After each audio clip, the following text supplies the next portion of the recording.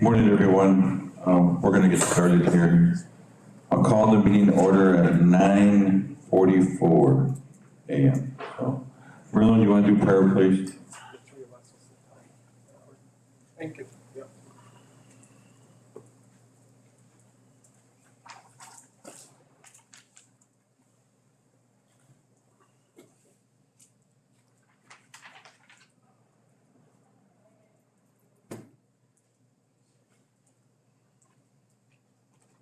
Now to say, "Ma, get your money, oh yeah."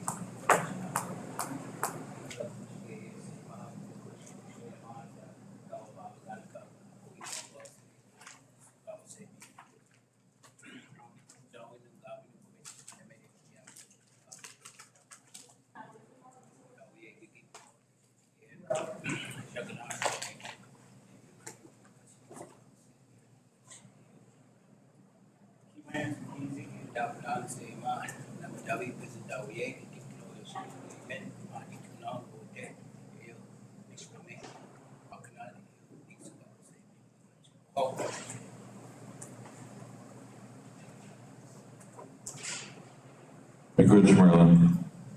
Next up is roll call, establish quorum. District 1, here. I'm here, Mr. Chair. We have a quorum, we good. Next up is review and approval of the agenda. Any additions? Oh, I know the one that we have to add is the cannabis board. We'll put them in executive. Mr. Chair, also the elders applications that we've been putting in, we still haven't heard a lot of them, still asking where they're at, what happened with them. And so just like to discuss where they're at with them and what's going on with them. Because I got a lot of people saying, oh, we're just BSing them, that they aren't getting the help, they aren't getting.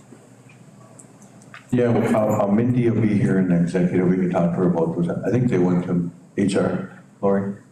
And then ICW also, Mr. Chair, they want to know where the investigation's at, what we're doing with it. But I told them that's in, as far as that, I know that's still under investigation. We can't discuss that. Yeah, and we can probably get an update from, Yeah, I can provide Lenny can give a quick update in executive session on that too. All right. Good, We're good. Ray. Motion to approve the agenda. Motion by Alan, Second. second by Ray, all in favor? Aye. Motion carries, big witch. Next up is review and approval of the meeting minutes for 5/4/22.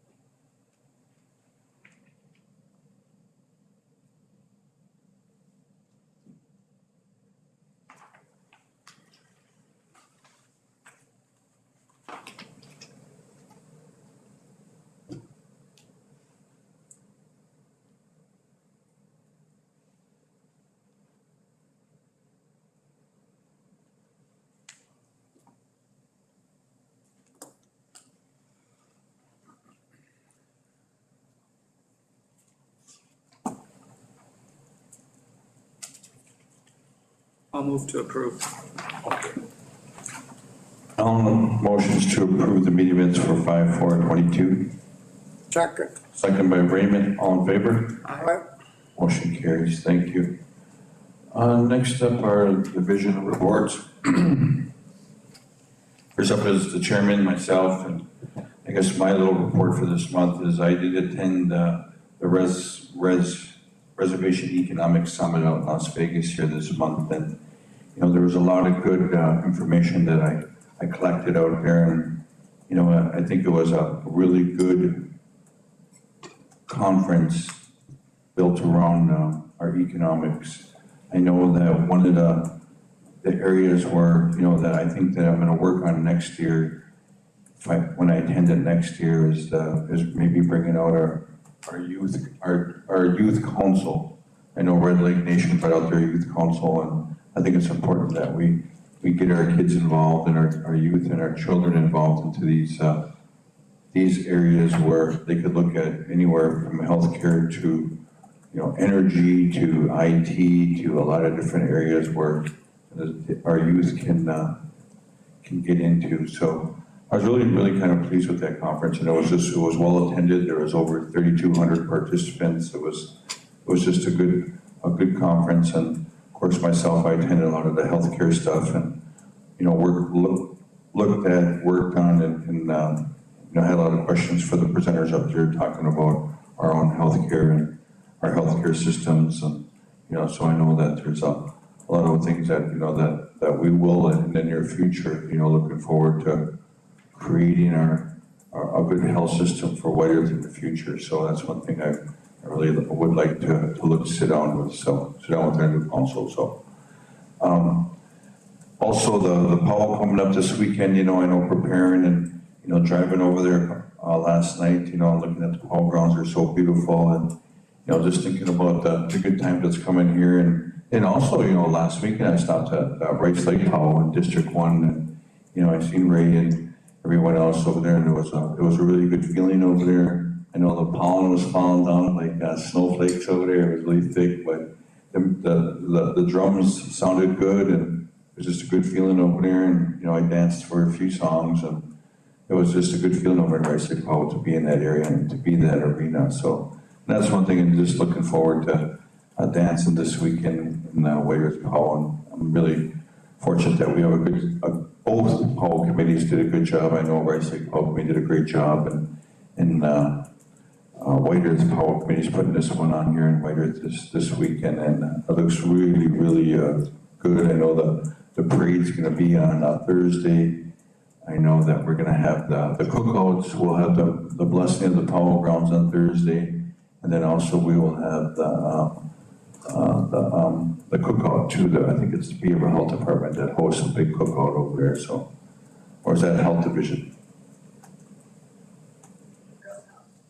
Beaver Health puts it on, yeah. So, yeah, it's going to be a good thing, and I think the public is encouraged to come over to the Powell grounds on Thursday around 11. I think right up to the parade. I think that we go into the festivities over there. So, and we have a couple little things going on with door prizes and whatnot. So, all right, that's about my little report I had today. So, but I'd like to hand it over to our Secretary Treasurer, Miigwech.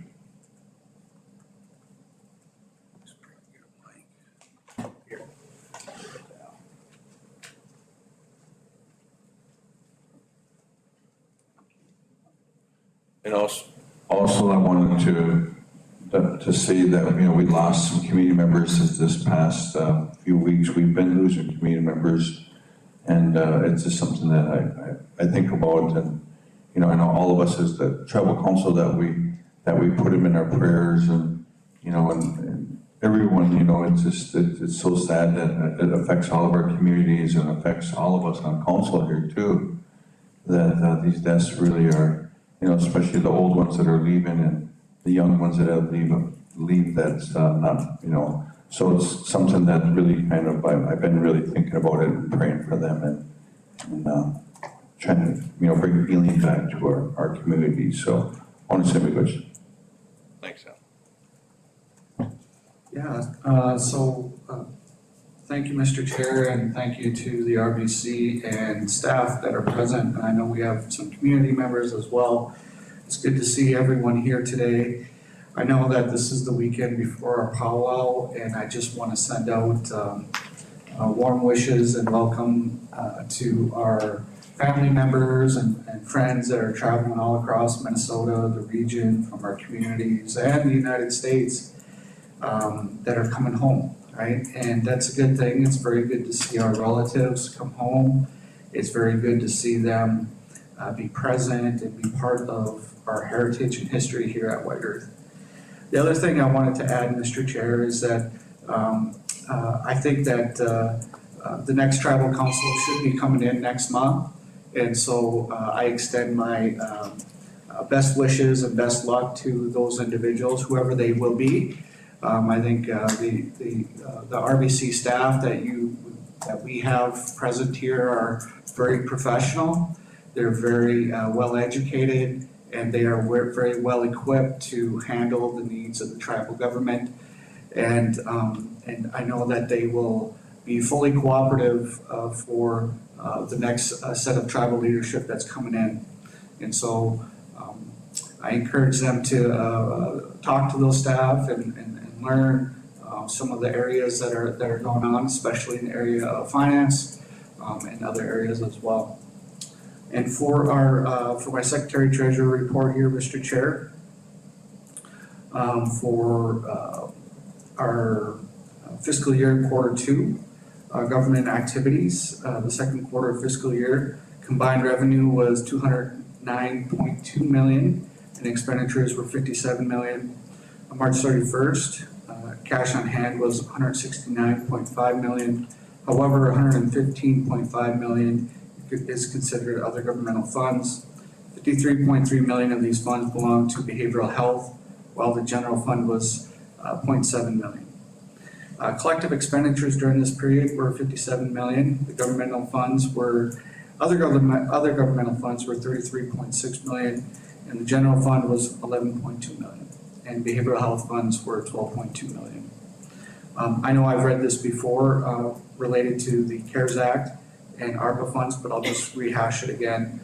As of December 31st, the CARES Act dollars in the amount of $32.25 million have been fully expended. ARPA funds in the amount of $110.93 are in the budget process, with the following categories already been allocated. Band member payments, we've approved up to $35 million. Small business grants up to $3 million. Hazard and premium pay employee payments, $2.4 million, approved up to. And I know that we recently approved the water and sewer funding for up to $25 million. Consolidated cash on hand from these funds, to include gaming, are in excess of $150 million for quarter ending fiscal year 2022. All right, they're also included in this packet. There is a White Earth Enterprise quarterly report. I know this has been requested by the District 3 representative for quite some time now. Fortunately, the Enterprise Board and Ms. Smith have provided a copy of that report. It is included in this report for your review. The RBC, to remind the RBC, we had provided $6 million towards the project, and attached is its quarterly report as provided by White Earth Enterprise. The White Earth Enterprise consists of White Earth Building Supplies, White Earth Office Products, White Earth Builders, and White Earth Sanitation. This is their owner financial report, Mr. Chair. The first and second quarter consolidated gross profit for White Earth Enterprise is $848,809. This is composed of gross sales in the amount of $1.7 million, less cost goods sold of $888,000. Gross sales are up by $353,420 when compared to the same period for fiscal year 21. This increase is attributed to the recovery from the COVID-19 pandemic. The first and second quarter consolidated operating expense for White Earth Enterprise was $1,051,474. $1,051,474. Operating expenses are up by $222,000. when compared to the same period for fiscal year 21. Payroll accounts for most of that increase. The increase is partially due to the payment of pandemic pay to staff for approximately $100,000, which is reflected in the operating expense. First and second quarter consolidated net loss for White Earth Enterprise is $202,665. Net loss is up by $60,184 when compared to a loss of $142,481 for the same period in fiscal year 21. Although the sales have increased from the recovery of the pandemic, the sales are still not at the post-pandemic level, while the cost of operation are. White Earth Enterprise bank balance as of March 31st was a negative at $576,981, which includes a startup loan to Wabi Glen Mashkiki in the amount of $581,190. With loan repayment, the adjusted bank balance is positive at $4,209. As of March 31st, all the RBC Small Business Relief Funds, $1.6 million, received by White Earth Enterprise have been expended. White Earth Enterprise is awaiting the ARP funds for lost revenue during the pandemic. The estimated allocation is $2.2 million. This will significantly change the financial position of White Earth Enterprise, and they state that the numbers are provided in the financial report are unaudited preliminary numbers which are subject to change. Moving along to Gaiman, consolidated revenue for, as reported by Mr. Valentine, consolidated revenue from Monoman, Bagley, and all other Gaiman revenue for the second fiscal quarter ending March 31st was $25.5 million. Consolidated expenses for the second quarter were $21.3 million. Consolidated net income for the quarter was $4.2 million. Monoman is at $3.7 million and Bagley is at $485,000. Budget through the second fiscal quarter was $51.6 million of revenue and $45.9 million in expenses for a budgeted net income of $5.7 million for the first half of fiscal year 2022. Year to date was $300,000 higher than budget, while expenses were $2.4 million lower than budget, resulted in net income being $2.7 million higher than budget. The Bagley Casino for second quarter ended March 31st, earned $2.3 million in revenue with expenditures of $1.8 million, and Bagley Casino has a net income for the quarter of $485,000. Shooting Star Casino cash on hand on March 31st was $42 million. The cash on hand at the close of the last fiscal year was $43.2 million. However, after Shooting Star Casino capital improvement projects, distributions to White Earth RBC, and purchase of the Star of the Lakes Hotel in Detroit Lakes, cash decreased by $1 million during the first half of fiscal year 2022. The unaudited preliminary numbers are subject to change as the numbers are finalized. I enter that for consideration and approval, Mr. Chair. This concludes my Secretary Treasurer's report.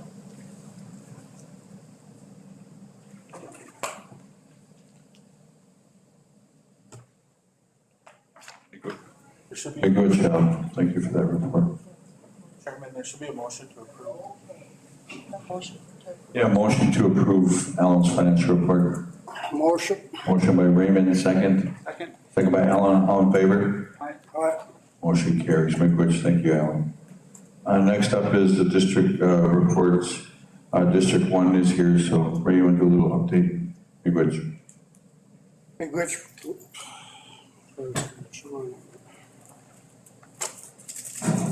Mr. Chair.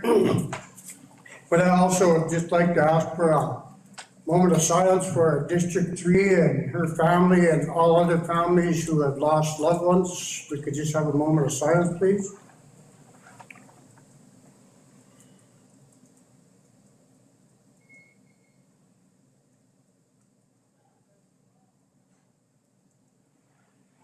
In which,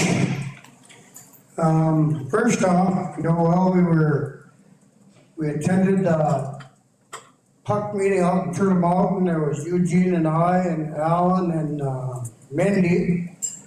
And that was quite an ordeal out there as to how they run their puck. I mean, that whole little town of Belcourt the tribal council actually kind of runs that town because they don't have a city council. So the tribal council over there kind of runs that town. I mean, they got a lot of businesses in that town that they run. They got their schools. They got a excellent college out there that they put a lot of money into, and it's a beautiful college. I asked that anyone that would like to go out to encourage to go check that college out, because they put a lot of money into their college to encourage their own people to attend their colleges. That is something like that I would like to see with ours, to put more money into our colleges to get our own people to come to college, because college right now is becoming so expensive for all students. But besides that, we had a very nice turnout for our call, and thank you, Mr. Chair, for coming out and joining us and dancing with us. It was a very fun weekend. We did get rained out Sunday night, but we did get in a full day. But as I said, we got rained out by 8 o'clock, and we had to rush around to get things put up. And I say we good to our committee council for everything they did there. They also say me good to us for helping out with funding for that powwow. I really appreciate that when we get that. Also, attended the graduation in Bagley, and that went over very good. That was the first time that a tribal council member has ever been invited to sit in at the table with all the rest of the people and actually get up and give a speech for our native students, which felt good. But not only did I congratulate the native students, also the non-natives. And I told them on behalf of the White Tribal Council, we wish you all the best of luck. And that's all the graduates, Menominee, Woblin, Detroit Lakes. I know they got a good looking future in front of them, but like I said, with the price of college nowadays, I just hope some of them can get in there. We had the community cleanup went very good. We picked up an awful lot of trash that would have ended up in the woods had we not picked it up. The community looks a lot better. We had a few groups that went out and cleaned up. We had one of the sobriety groups went out and cleaned some of the ditches, the Boys and Girls Club, the community councils. So our community looked pretty doggone nice. And lately we've been having bear powers. There's been a lot of bears spotted up around the Race Lake area. I know as yesterday I was with DNR, and we set a trap up yesterday because there's a pretty big bear up there and he's not scared of people. I've actually seen him. He won't move. He just stands up on his hind legs and looks at you like, try me out, you know. But we tried hollering and shooting at him, or not shooting at him, but firecrackers at him. He wouldn't even move. So we did set a trap up, hope we catch him. He's been around there quite a bit, terrorizing a few of the homes and the dogs. But otherwise, it's been pretty nice. And hope to see you all at White Paul this coming weekend. I'm planning on seeing a lot of old friends. A lot of people I haven't seen in a while. I know this is a time to get together for our families. So with that, I say we good, Mr. Chair, and turn it back over to you. Thank you, Ray. Be good, Ray. Thank you for that report. Next up on the agenda is our elders report. I know Sam is here, and you might want to say a few words, so.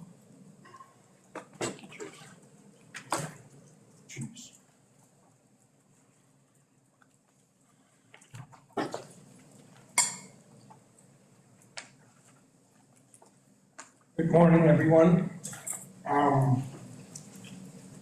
First thing on my agenda is I'm here because Lucille's in Elbow Lake with the Native Elders meeting. And Tito and myself and our Elders Council are very disappointed that the Tribal Council decided to run their meeting up against ours. It made a tough decision for us this morning to have to divide up to attend both. This is that old communication problem again.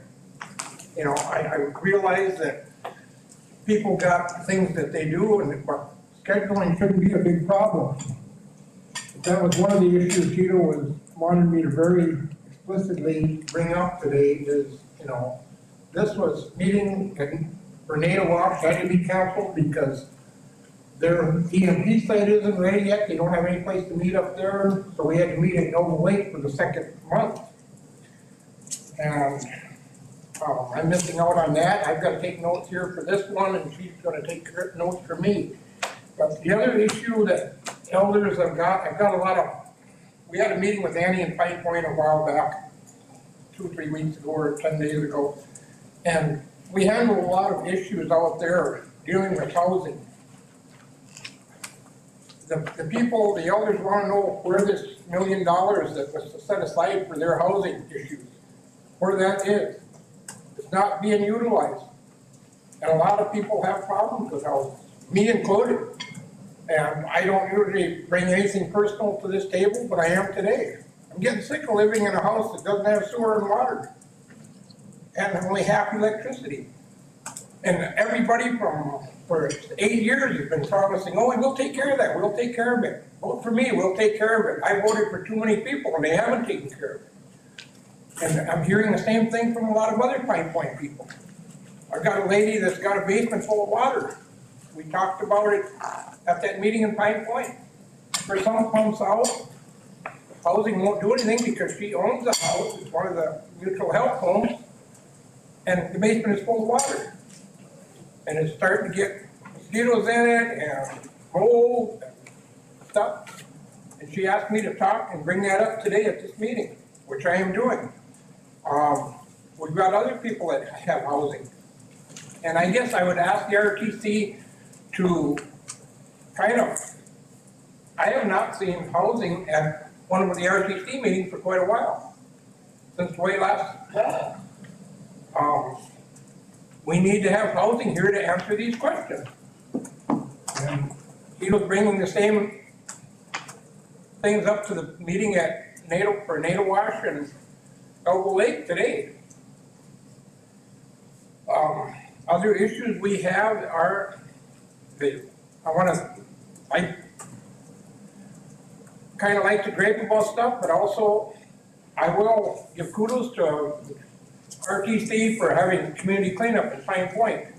It went fantastic. We cleaned up a lot of things. A lot of places got cleaned up. They hauled many pickups and truckloads out with a lot of volunteers.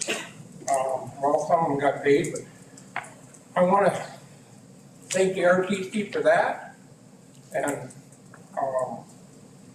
I guess the other issues we have are we get calls from all over for when are we going to do this? When are the RCCs? We had trouble with, by the time our lawn got mowed out in Pine Point, I mean, a horse could have ate for 3 months on it. It was, the grass was a foot tall.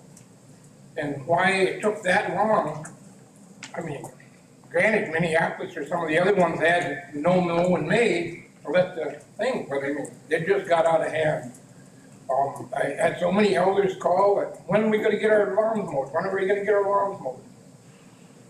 And it's just like the snow plowing issues. We had the same problem with that. But I guess other than that, there ain't a whole lot of issues that I can discuss. Maybe the RTC would like, they've got some comments on that. I'd like to hear them. Ray, you want to start? You having the same trouble in Lake Lake?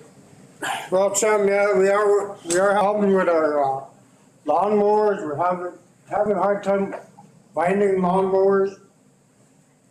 But not only that, our lawnmowers, you know, are not expected to clean the yards.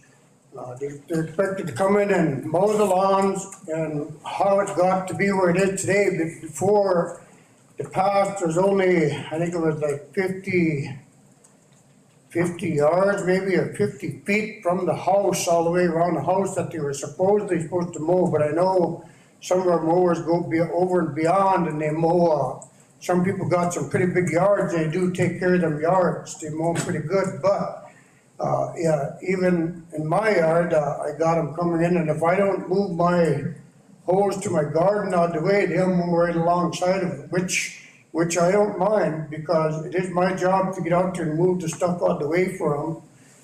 We just had a deal over the weekend here where the guy went mowed, and the lady was all upset, but there was a bunch of junk inside the house in the back, and she expected the mower to move this stuff. He mowed where he could and then left.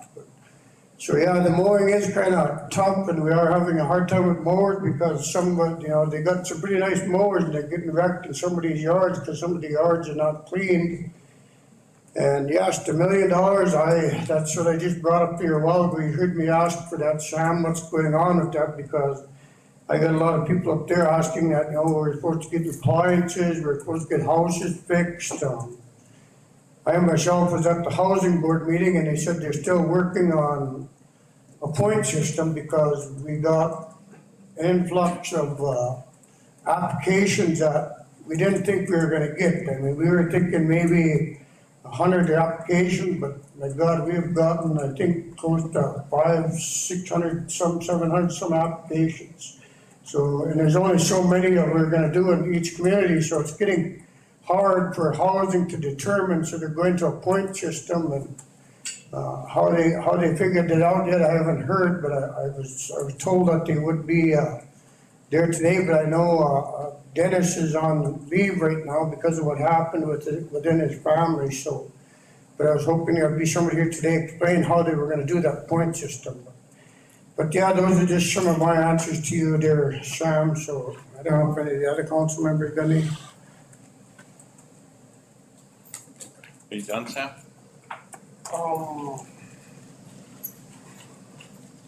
I guess I do have one more issue.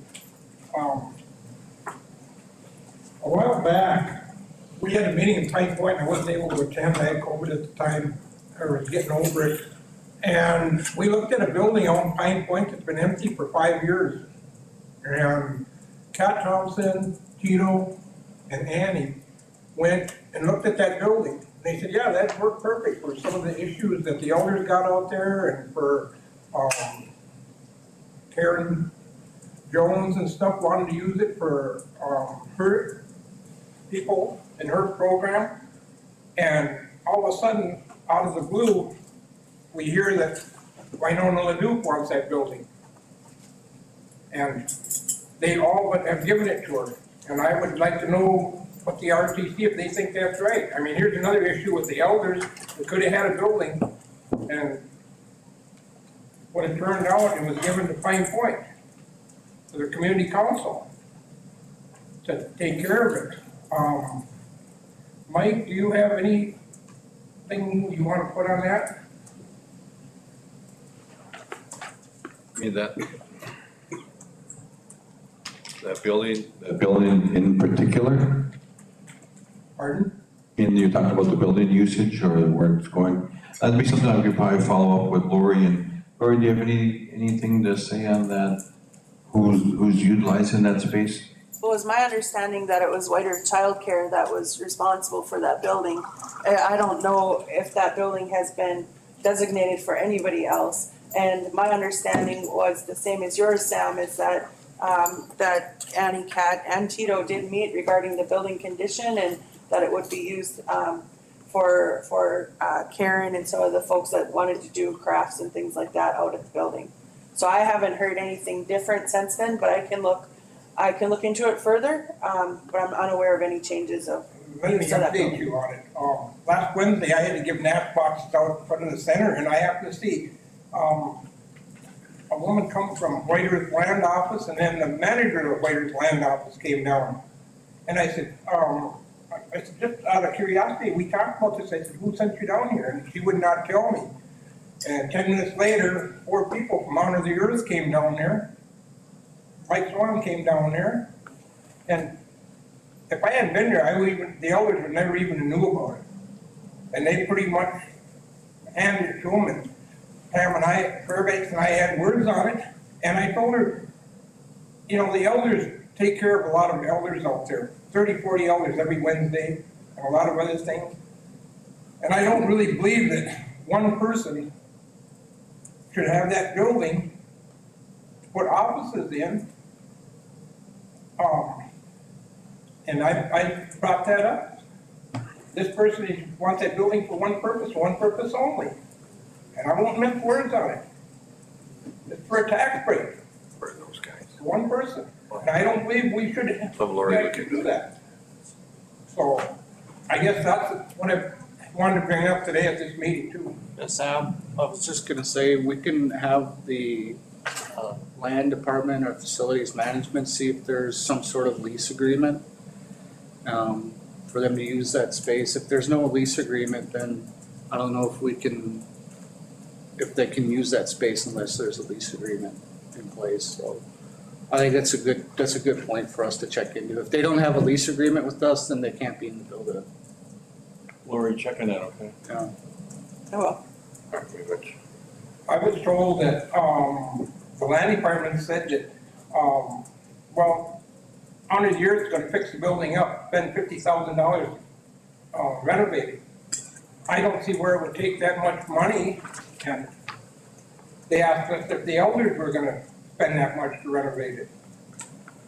No, if it's a White Earth facility, then it's the RBC's responsibility to maintain that facility. We insure it, so. Yeah, we have insurance on it. I just wanted the RTC to know about it and, you know, that, like I say, the land department wouldn't even talk to me about it. Two of them. And the woman that was out there said, oh, I drew up the, when they got it, when they got the money for it, she drew up the plans for it. And I said, well, you know, and she said, basically, it still belongs to childcare. Well, there hasn't been childcare in it for 8 years, and before that even. But I find it very strange that as soon as the elders wanted it, all of a sudden somebody else jumps in front of us. And Tito and I talked about this, and it seems like this is always the case. No matter what the elders want, if somebody else wants it more, they get it. And the elders are left behind again, as usual. That was the other item I was supposed to bring up from our council today. Thank you. Thank you, Sam. Appreciate that report. Next up are the reports for, the program reports for White Earth Housing. I know, like we said earlier, that Dennis is out on bereavement leave. The White Earth Indian Health Services hasn't.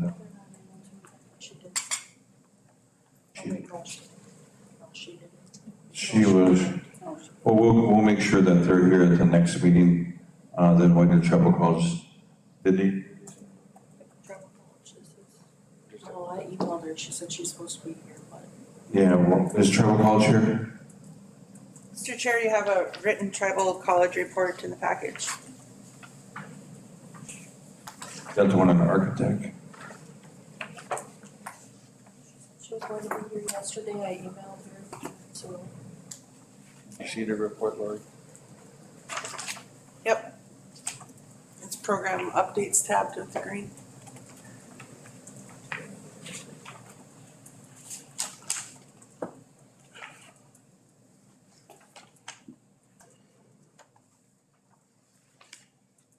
That's just that architect stuff, so. But the next meeting, we'll make sure that she shows up and gives a good report on, I know like we said earlier about the graduations, and, you know, that was a very good graduation they had over there a few weeks ago. So that's one area that, you know, we'll make sure that they give her an update next meeting, so. Community council updates, anyone from any of the communities here? Yeah, we have Mina here, and Mina, you're in Nato or Monoman? Waban. It's just that way.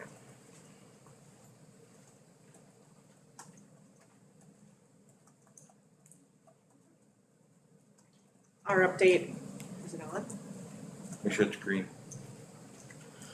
Our update is, Our next event will be on Wobbin Days, the weekend of July 9th. We'll be sponsoring the parade and hosting a softball tournament for men's. And unfortunately, we just gathered up the rest of that information on Sunday night, so we'll be getting a poster and things posted and shared. And that's basically where we're at. Any questions for us? Thank you, Mina. Thank you for that update. I know, I usually go on the list, but I think you're the only one that's here. Callaway, Elbow Lake, Iron Range, Phenomen, and Tawash. From the Twin Cities, the urban. Okay, all right, I'll go on the list here. Northeast, Cass Lake, Pine Point, Rice Lake, Wobbin, White Earth, and last but not least, White Earth Urban. So thank you. You have the floor, so. Yes, thank you, Mr. Chair. And first of all, I want to introduce myself. My name is Ryan Salmon. Is this on? Is it green, Ryan? Just hold it until it turns green.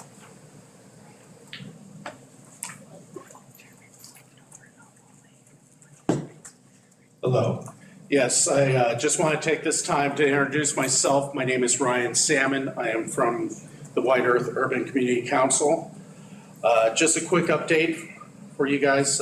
We recently had our elections for our current board. We were sworn in on April 8th. We have 7 new board members. 3 of those board members are community members, and that was decided on the revision of our new bylaws that we are moving forward with. One of our next events that we are planning right now is our annual summer picnic. We do that in conjunction with the urban office and the urban liaison. Most of our events that we do plan on doing, we will be partnering up with that. We believe that that's a better use of our finances and a way for us to work together to bring the community down there in the Twin Cities together. That summer picnic, I know Marcy has titled it the Carl Franz Memorial Picnic. That will be August 27th. That'll be from 11 to 2 p.m. at Wobbin Park.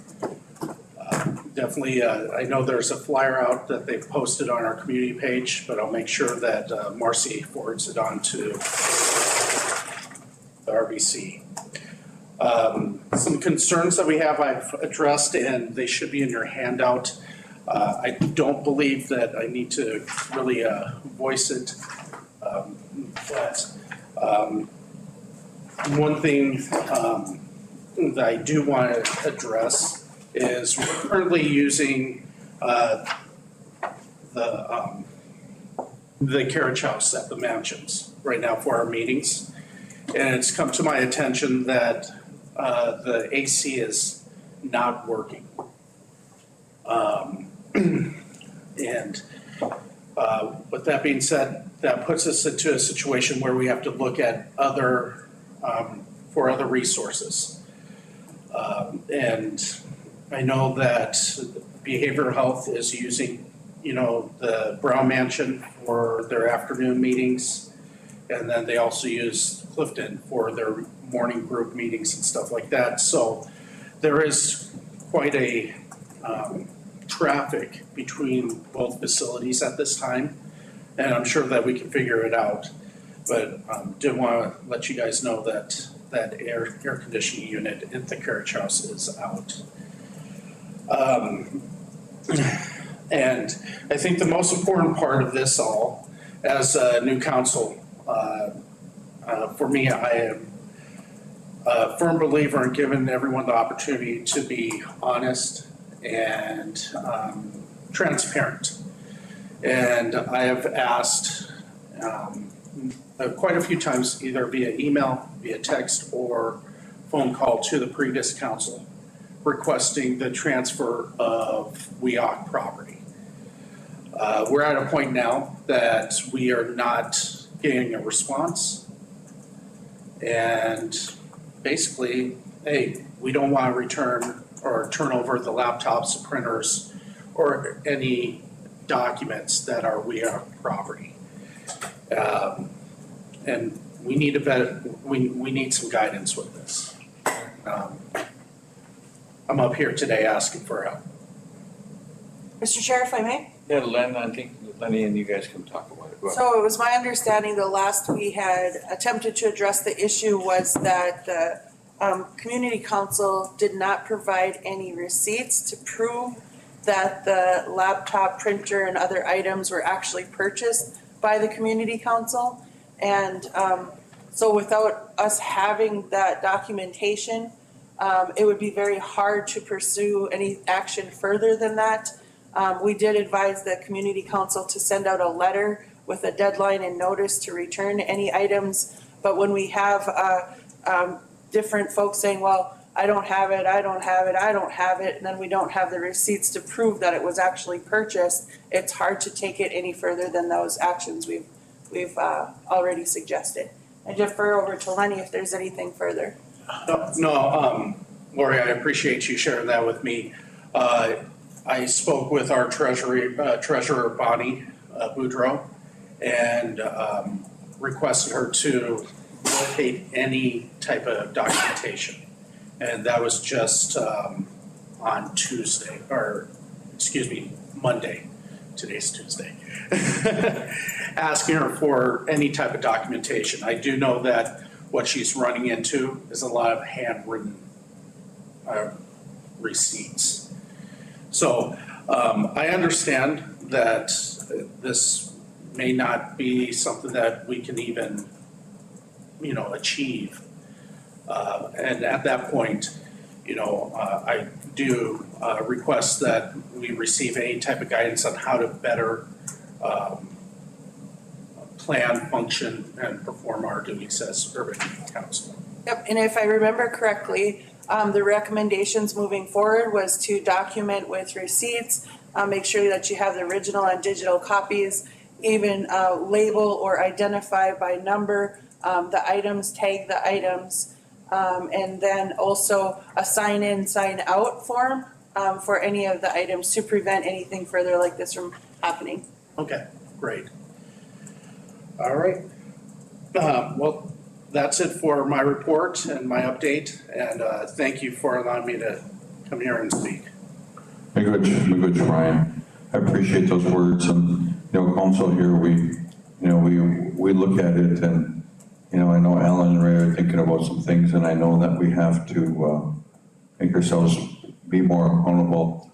I know that the community councils are all important, that we have to find ways, and I think that one of the things that we're going to talk about later too is the administration code.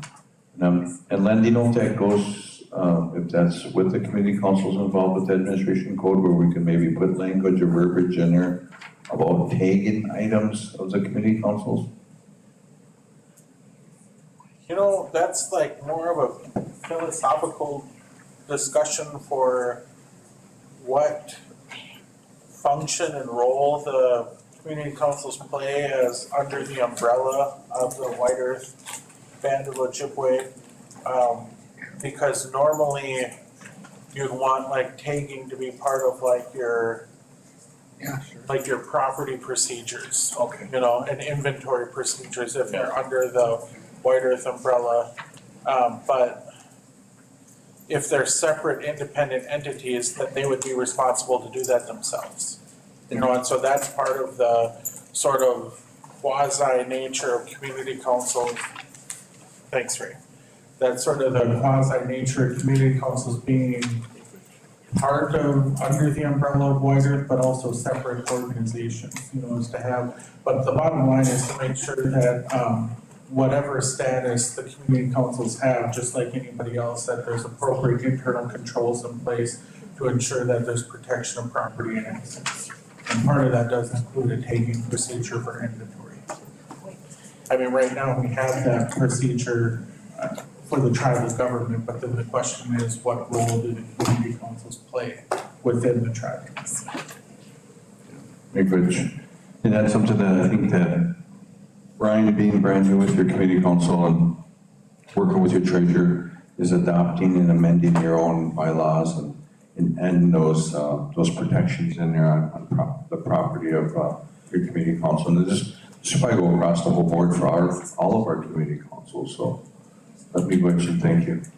Thank you. Mike, I was just, Yeah, go ahead. two other questions on here. One, he wanted to know what exactly does the council receive from the RBC, for example, the 5,000 a year? Yeah, That's what I was just gonna, yeah. I was just gonna talk about that next. Oh, okay. And then his other question he had, wanted to know if that the board members to receive their stipend rather than annually, that they be provided it monthly.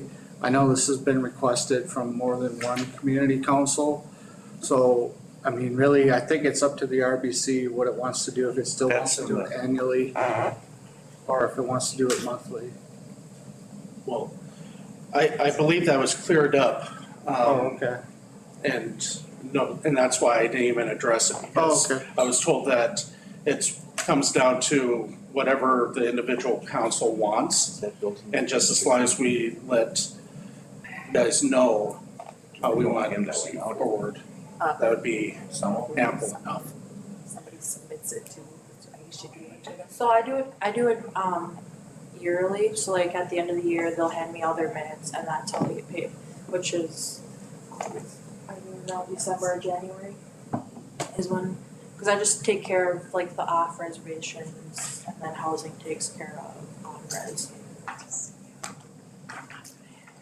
So, so is that a written procedure or? It's always been that way, just so we, So I would respectfully recommend that the Urban Community Council brings a proposal on how that process would work, and then consideration and review and approval by our tribal leaders. That way that you have a written process moving forward, and it's there, to be in stone basically for any changes within the community council to ensure consistency. Is that something that you recommend all councils work together on, or just we act individually? And what I mean by all community councils, like Native I think individually, because it's my understanding that there's different funding streams for different councils. So I would just recommend individually for now. I would like to make the recommendation that any of those policies or procedures actually be set and developed by the administration and legal, just to identify, because I know everyone is different, and just to allow for those, because I think once we start putting that additional responsibility on community councils, it can be confusing as far as, having some consistencies and some boundaries, because a lot of times as we come to request or we come to report, knowing and understanding our roles and our relationship with tribal council. And I know that's one question that Nadewash has asked repeatedly and we haven't received an answer, but so I think this would help in part clear up some of those questions. Well, I think a lot of the problem with urban council is that they can't get information from past council members, which they need to move forward. So they're stuck without this backup that they need. Either they have to start new and leave the past behind, or they can bring the past up, but they can't get that past up to see where they're at, what was spent, what kind of money they had.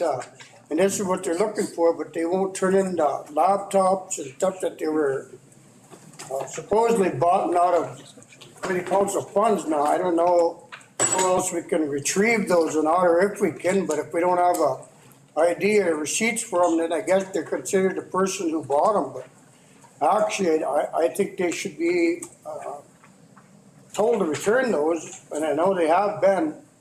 But otherwise, this new community council down there, I believe they're gonna work out, but they need to be able to move forward, and without all this other stuff that they need, they can't move forward unless they just start all over new again. So my feeling is, Mr. Chair, is that if the stuff was bought through the committee council, I think that we should be able to send our officers down there, or some officers down there, to get those stuff that they need to move forward. I mean, that's just my feelings.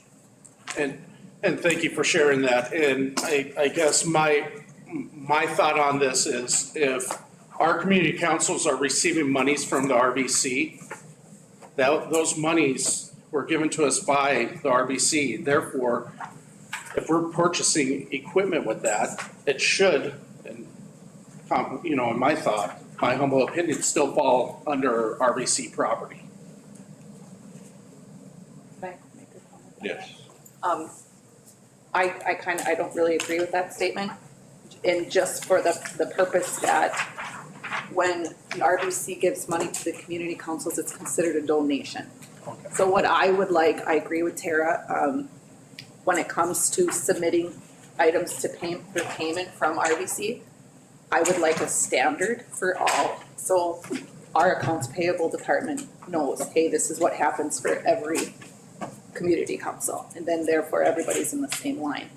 But when it comes to each individual one and how they handle those donations, I believe each community council should have their own policies as well. You know, whether you sit together and make them together and follow the same, because what works for Natowash might not work for Urban. So as far as asset tracking and all that, I think like a tagging system would be perfect for you guys. You know, I don't know if that would be buying software, which I doubt it would go that far. It'd probably be a simple Excel spreadsheet that you hand something out to somebody, they sign it, you know the date they received it, the date that they returned it, even kind of like a check-in sheet. And I guess that's my opinion on it. Because if we have to track every donation that we give to every entity out there, well, then it gets to be, you know, where does that stop? Where the community councils, I believe, have their own, I mean, yeah, they get funding from the RBC, but they're not us, you know, if that makes sense. No, it does, and forgive me for not being 100% knowledgeable on proceedings and everything. I'm 2 months young in this position, and obviously I'm eager to make change, and you know, just as long as we achieve one goal of our many goals, that's still a route in the positive, correct? And moving forward, yes, there will be checks and balances. Moving forward, in reality, I don't think we need a laptop or a printer or anything like that for WEOC, because we do have access to the urban office, and we do share in buying paper, ink, and stuff like that. So we have access to that, and for the most part, we all have our own personal laptops. You know, but I do agree with Tara, you know, having something universal so that we can go back and have that as a reference point is a great thing. And, you know, if we have to start from square one as of April 1st and start moving forward and get into our bank accounts and say, okay, these are our checks and balances moving forward. It's not the best way to handle it, but I think it's a better way to really make things right.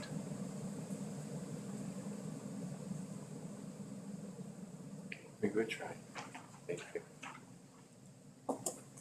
Tara, do you want to do an update on? Yes, thank you, Mr. Chairman. So first of all, just following up a little bit with the urban presentation is, and I apologize for being late, but we would recommend in all community council meeting for all of us to be able to sit and talk, maybe not anything on the soon agenda, but something to really start looking at. So when policies and some procedures and some of the questions that I know NCC has asked in the past kind of come to light, is to be able to have that time and make sure that the urban is there. I know Natowash has policies in place for some areas. I know we haven't shared them with the tribal council, the RBC or administration, or the legal department, just for the simple fact is that we don't know if that is something that is required or requested or wanted, but that is something that we would be willing to do. Also, just the way we've amended our bylaws I think is something that's really important. So just having a community council driven agenda on this meeting, I think would be really important with information that's requested and set by the community councils. So with that, I'll go into NATOWASH's report. And so this is dated June 7th, 2022. Dear Tribal Council, since the last meeting, the NATOWASH Community Council has traveled to the Twin Cities to pick up furniture for our service area. We distributed this through a drawing. We have held drum teachings and made hand drums. We would like to thank our drum keepers in NATOWASH and our CSO navigator for this. NCC hosted a family fun night. We gave each youth child a kite. We had cotton candy, snow cones for the youth, and fed everyone a light dinner. We would like to thank the Waban Community Council for their donation to this event and the NATOWASH Boys and Girls Club. We have also taken over 40 youth to play paintball. I still have bruises all over me. And we couldn't have made this happen without the NATOWASH Boys and Girls Club, who provided the transportation and food. Our request from the Class 2 gaming funds for youth and elders was not approved last month. We are resubmitting these and have 2 additional requests. NCC really needs assistance with the literacy initiative for our youth. This was something that was submitted last month. Our children's education is critical and we have resubmitted our request. Our youth need all the supports they can receive to help them succeed. And we ask that you approve this today as well as our 4th of July request and our request for elders. Our elders are important, and as the EMP site is out, we need this we have a huge need in our village to support our members. Our elders and youth are most important, and we are requesting the funding that has been designated for them. Sincerely, NCC. In addition to this letter, the chairman has the requests. And in addition to this, we just want to thank Lenny Feinday for all of his service. We understand that this is his last attendance at a regular meeting, as he will be moving on to bigger and better things. And just feel free to go to him if you need anything on the TEC at MCT. But no, we appreciate all of the work and the dedication that you've given us here in White Earth and the help that you've provided to the NATOWASH Community Council and the advice that you've given many people over the years. And just know how much you are appreciated, how much you'll be missed, and how it'll be so hard to find somebody to replace you. With that, I just want to say miigwech and ask for a motion. Well, I know, right. We have another request from Elbow Lake Community Council. They're requesting $3,000. Where is it? For fireworks too, so. I know Alan brought up the thing that distributing the annual funding to the community council. Did you talk about, Al? You wanted to Yeah, no, get we. that approved today? Didn't we approve that 2 years ago?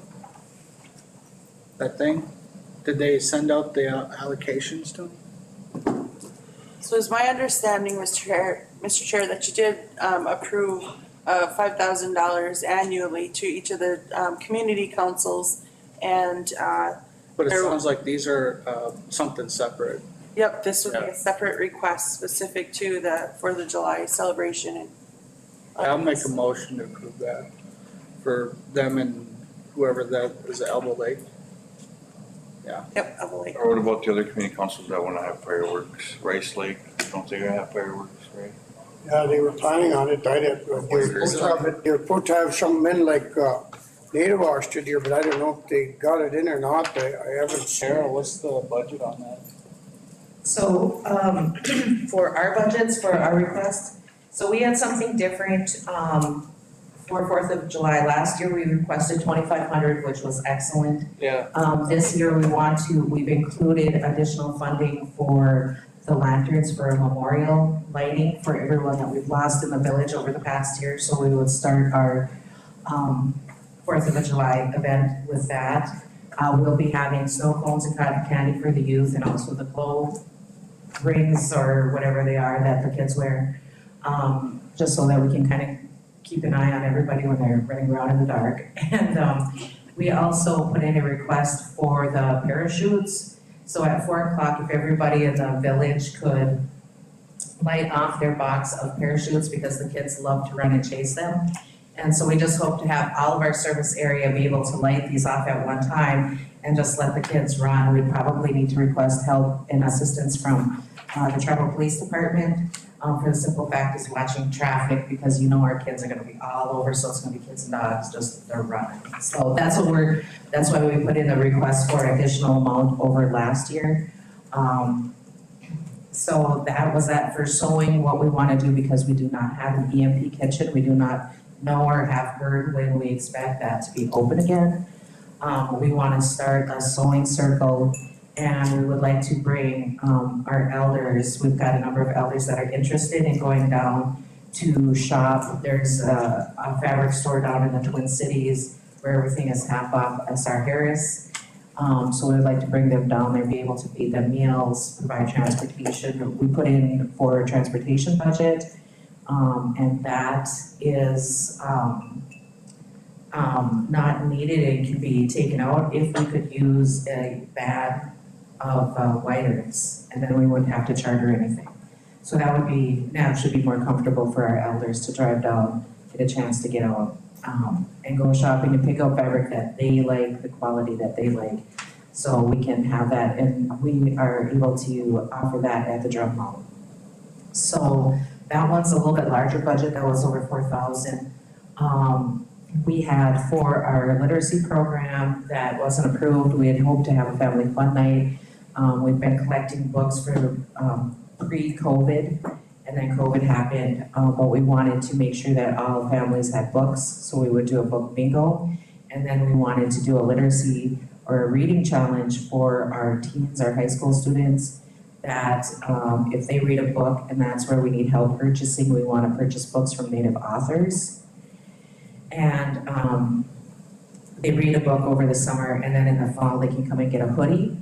And then we'll have either Circle of Life hoodies for them, or we'll have the Monoman Thunderbird, and then we'll put Ogechida or Thunderbirds and Ojibwe for them, and so they'll have a hoodie for school starting in the fall because they'll have the summer to read it in August. They can either come in and get their hoodie, just give us a brief update on the book that they read, or they can stay for a writing challenge and do a book report. We've already secured a teacher that's willing to come out to the village and grade these, so they'd all be anonymous, turn them in, they get so much time, and then they would be able to win a gift certificate to Foot Locker to help pay for their shoes. So there'd be like 3 or 4 places, and then everybody who participated would get like $5 if they didn't place in the essay contest on their book report. So that is one thing that we really want to help, because we know that we want to encourage educational opportunities for our kids at all times. And I believe that one was 30, no, I guess I don't have those ones. I think that was like 29 or something, 2690, 2690. and it was approved for 250 so far. Okay, so those were the events that we were looking at. The budget for the elders could be amended if we had transportation and use and access to a van.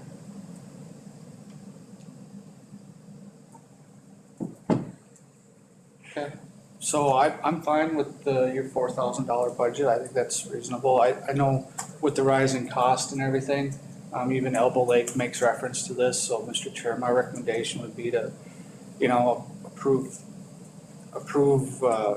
Nadawash for their budget, but also maybe set like a minimum if a community council wants to come in, they can receive up to a certain dollar amount. I know not all of them are gonna do it. That'd be my recommendation. So what's the amount you want? I think 3,000 would be something reasonable, but I mean, they have other things going on there, so to prove them for their allocation. And I think that what Tara brought up with a lot of the traditional stuff, I know that Merlin can help with some of that, Merlin, your budgets, for some of the equipment, the cloth, and I think like the youth and elder could come out of different pots of money. No, but just for clarification, so what we do, so every time that we submit, as, I don't know if the rest of the council is aware, but we fill out this, application for assistance youth and elder fund, that is actually coming out of your class 2 funding. So this isn't coming out of 331, this is not coming out of your general fund. This money has already been designated and set aside for youth and elders. And right now, you're sitting at a balance of over $400,000. You know, so I mean, so our requests are very minimal compared to the money that's sitting there. And I know there's been concerns and complaints that the money wasn't being spent. As far as the $5,000, we had just recently received the 2021 funding from that resolution that was set in place. We have yet to receive the 2022 funding that has been allocated for the community councils. So those are things that we have not been receiving. Also, I was made aware that our request from last year, or last month, I apologize, was sent to the donation committee. We have not heard, nor do we know who is on the donation committee. So that's additional pot of funding, so I'm not sure if that's been approved. I'm sure they've met by now, but I don't know that. For those that may not be aware, that's $1,000, and our request was more than that. So we've been pulling off things and we've been doing things like on a shoestring, and so we appreciate all the departments and programs that have been helping us. But this money, class 2, has been designated for youth and elders, and that is the thing. Every time we put in a request, we do fill out the form, and as the chairman can show, we also attach a detailed budget of exactly where, why we're justifying the needs that we're asking for. So this isn't something that's coming out of the tribal council's budget.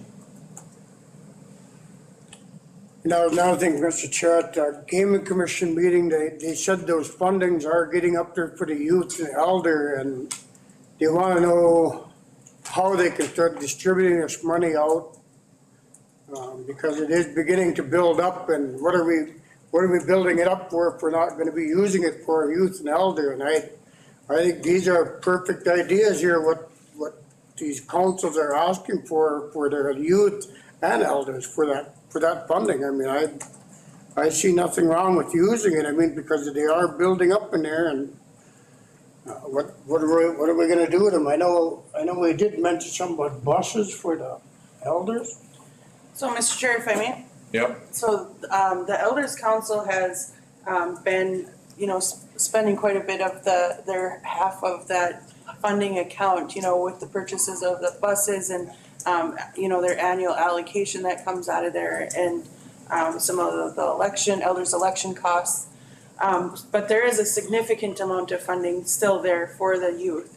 And, I do agree with the excellent ideas that the Natiwash Community Council has brought forward in one of the requests that was brought forward or is being requested by Shelley Weaver in the packet. Also refers to like the purchase of a youth designated van, so we can have our youth travel to the events that they need to.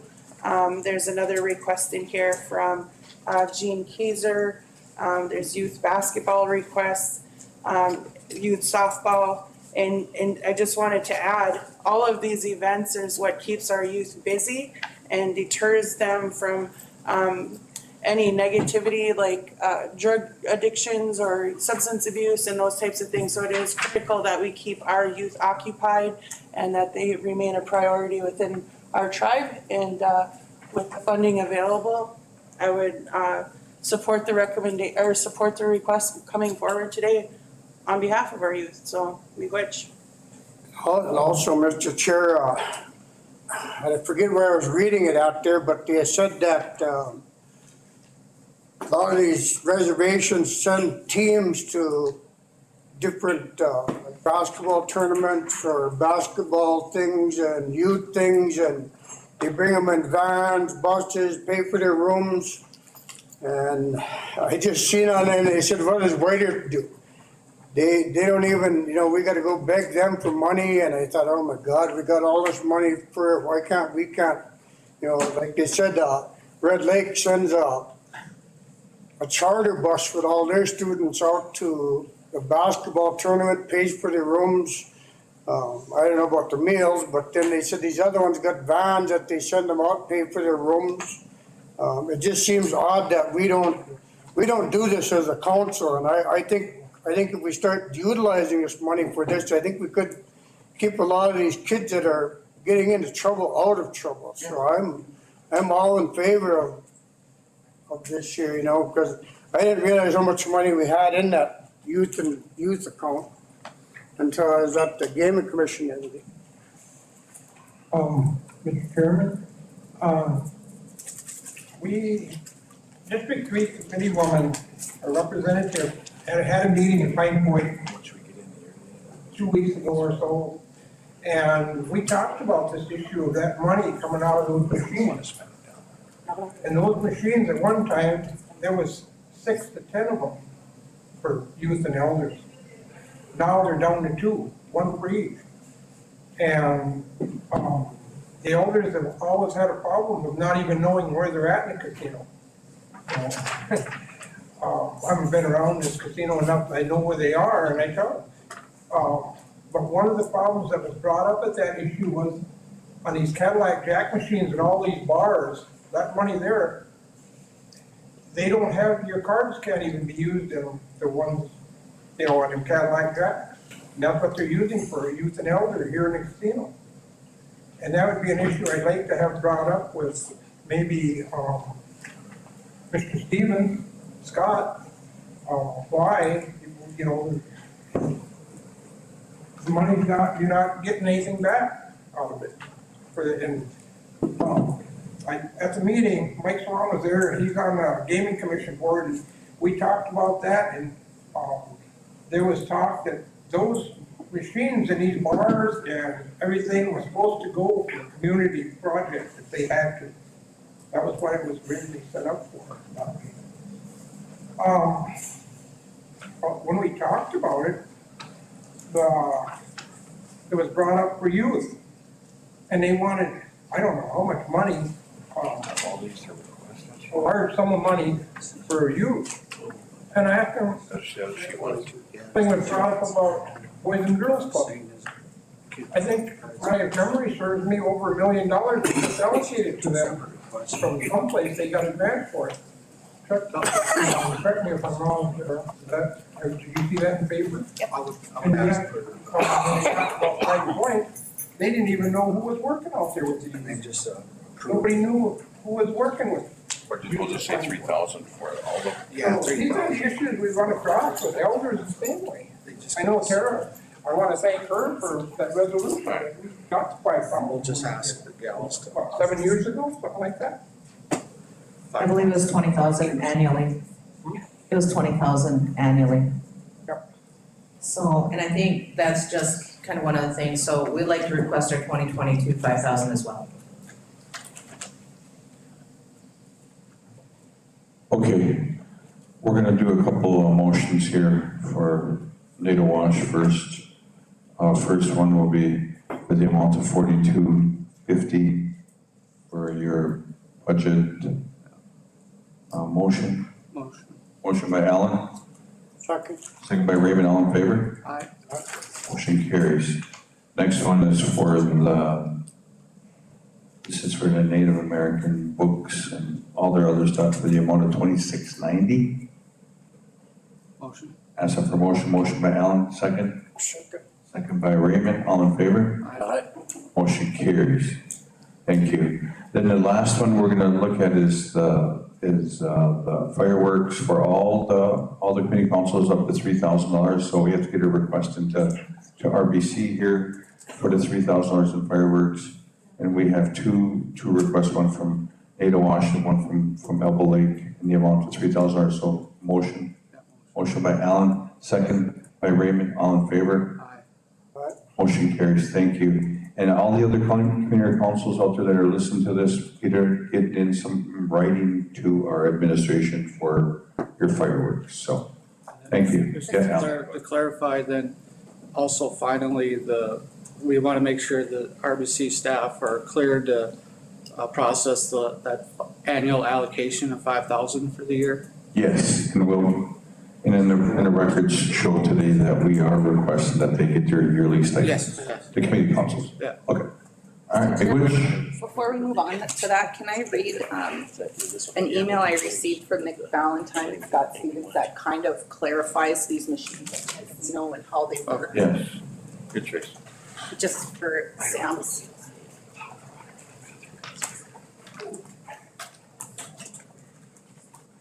So last meeting, we had this discussion on these machines about the allocation. And I received an email from the CFO at the casino in response. And he just wanted this put out here so everybody understands how these machines work and the allocation that comes from them. So he said when the program was initiated, the casino purchased 6 machines, and 1/3 of the gaming revenue from those machines, which is the equivalent of 2, was designated for the Youth and Elder Fund. Those original machines are located in the casino on a back wall that is by smoke. These machines do well, better than others in that area. Plans are in place to upgrade these original games to newer cabinets like those found in many of the offsites. In FY 2019, the casino purchased 6 more AGS machines. These machines are located in the middle of the floor, in the northern portion of the floor. At that time, with the 12 AGS machines, 1/6 of the gaming revenue of all AGS machines, again equivalent to revenue from 2, these now are machines with updated design, and they do better than the older machines and also perform better than the average of the other machines in that area. All AGS machines on the casino gaming floor earn the guest reward points when playing with their card. It's not the case with the offsites. The casino does not make donations from the Youth and Elders funds. Those donations are authorized by council. The tribal CFO transfers funds from the casino to the RBC account before distributing these funds. So I think he just wanted it clarified that it's not just 2 specific machines in the back of the casino. There's equivalent of 12 spread out, and then 1/6 Yeah, 1/6 of the 12, which is equivalent to 2 machines, is distributed. Thank you.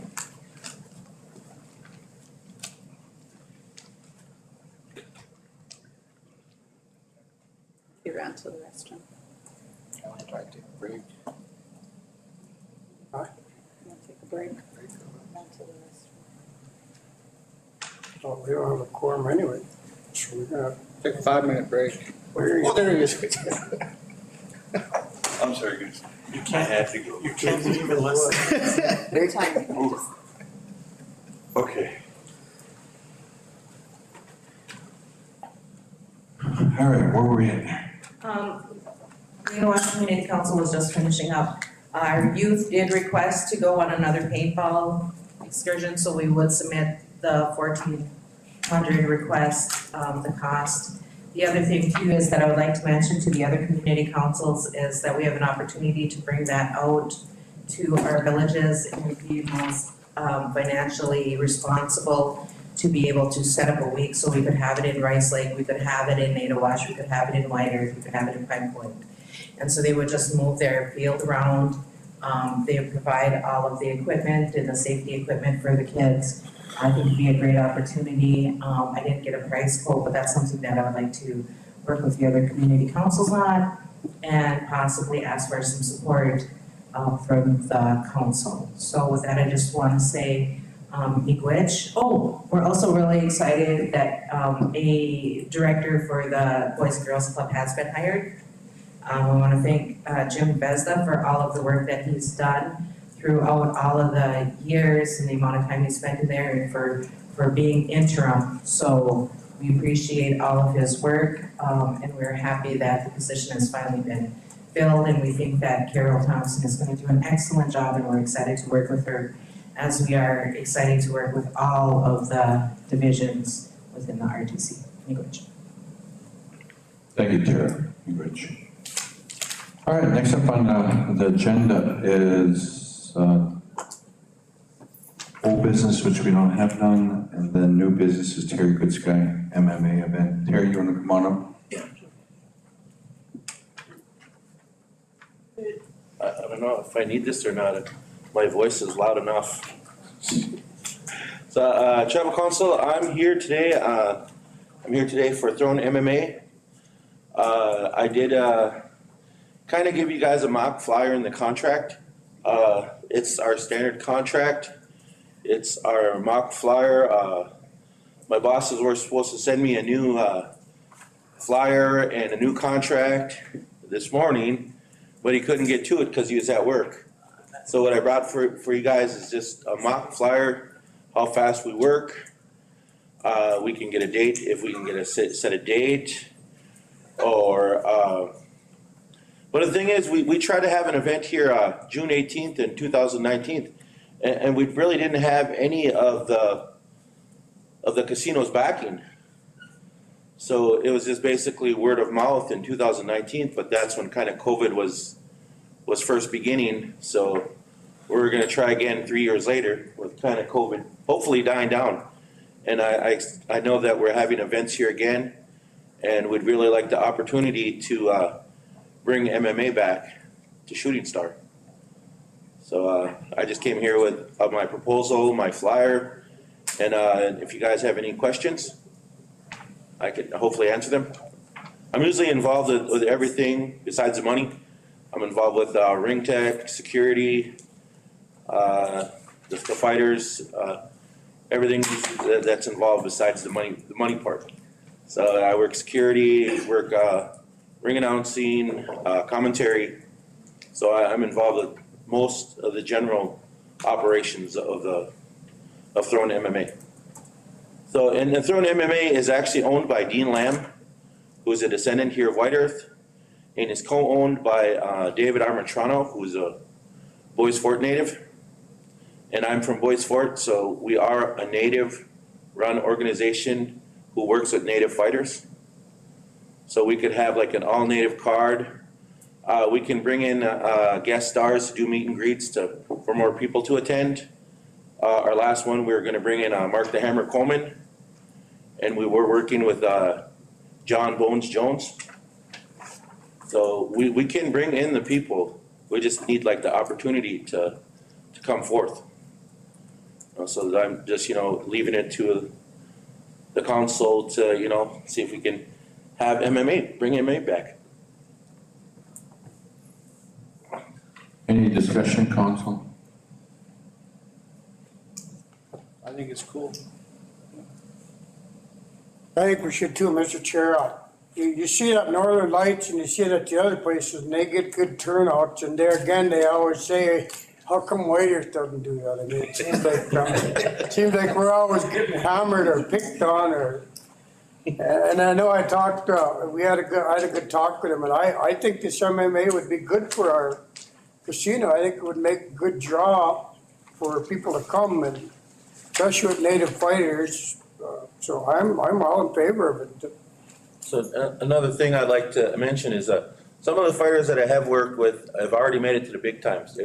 They've made it to Bellator, they've made it to UFC. So, it is a kind of a stepping stone for us.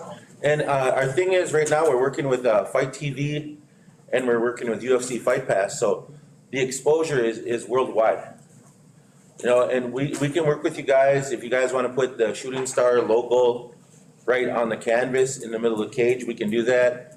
And we already have, Shooting Star on the cage too. So it's up to however you guys want to do it. We're willing to work with you guys.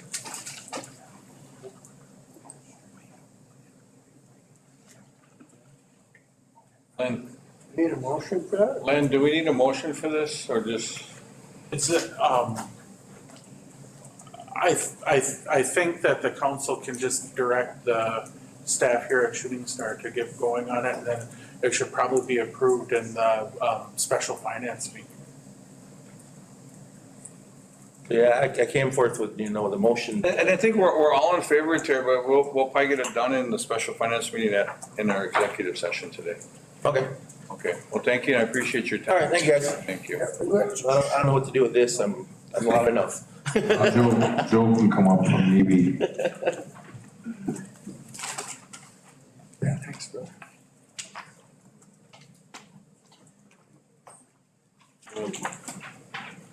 Oh, sorry, well, we'll do Ashley next. I had EB on top. Oh, sorry. I know, I might have moved that over. I'm Joe Guard. Is it ready? Yep. Okay. With Joe Guard with Navy Center, but I come with two requests. One is for White Earth to host our, basically our biennial Navy and Monoman Symposium where we work on protecting our wild rice. We work a lot with the university. We've held it here, I think, 3 times. We're looking for White Earth to host that. Usually the chairman, secretary, treasurer do the welcome, do the work that, just, basically do the welcome. But my second request would be to get a tribal rate for the Navy Center here. We do a lot of our meetings here. It's all education meetings. We're going to be moving some of our education work hopefully into the casino right now. They're doing it out of the fire hall in Etawash where they're training teachers. Look forward to an immersion school. But we're also, we have other meetings. One of the things that we're looking to put together, which will happen, is the Anishinaabe Law Conference here. Basically, bringing in people from Canada, but also some of the people here in the States that are pretty much expert. No one practices it here in the States. In fact, none of the states even want to recognize that we do have rights. And our stories are as valid as anyone out there, any laws that they put on their books. But those are the 2 requests that I made here.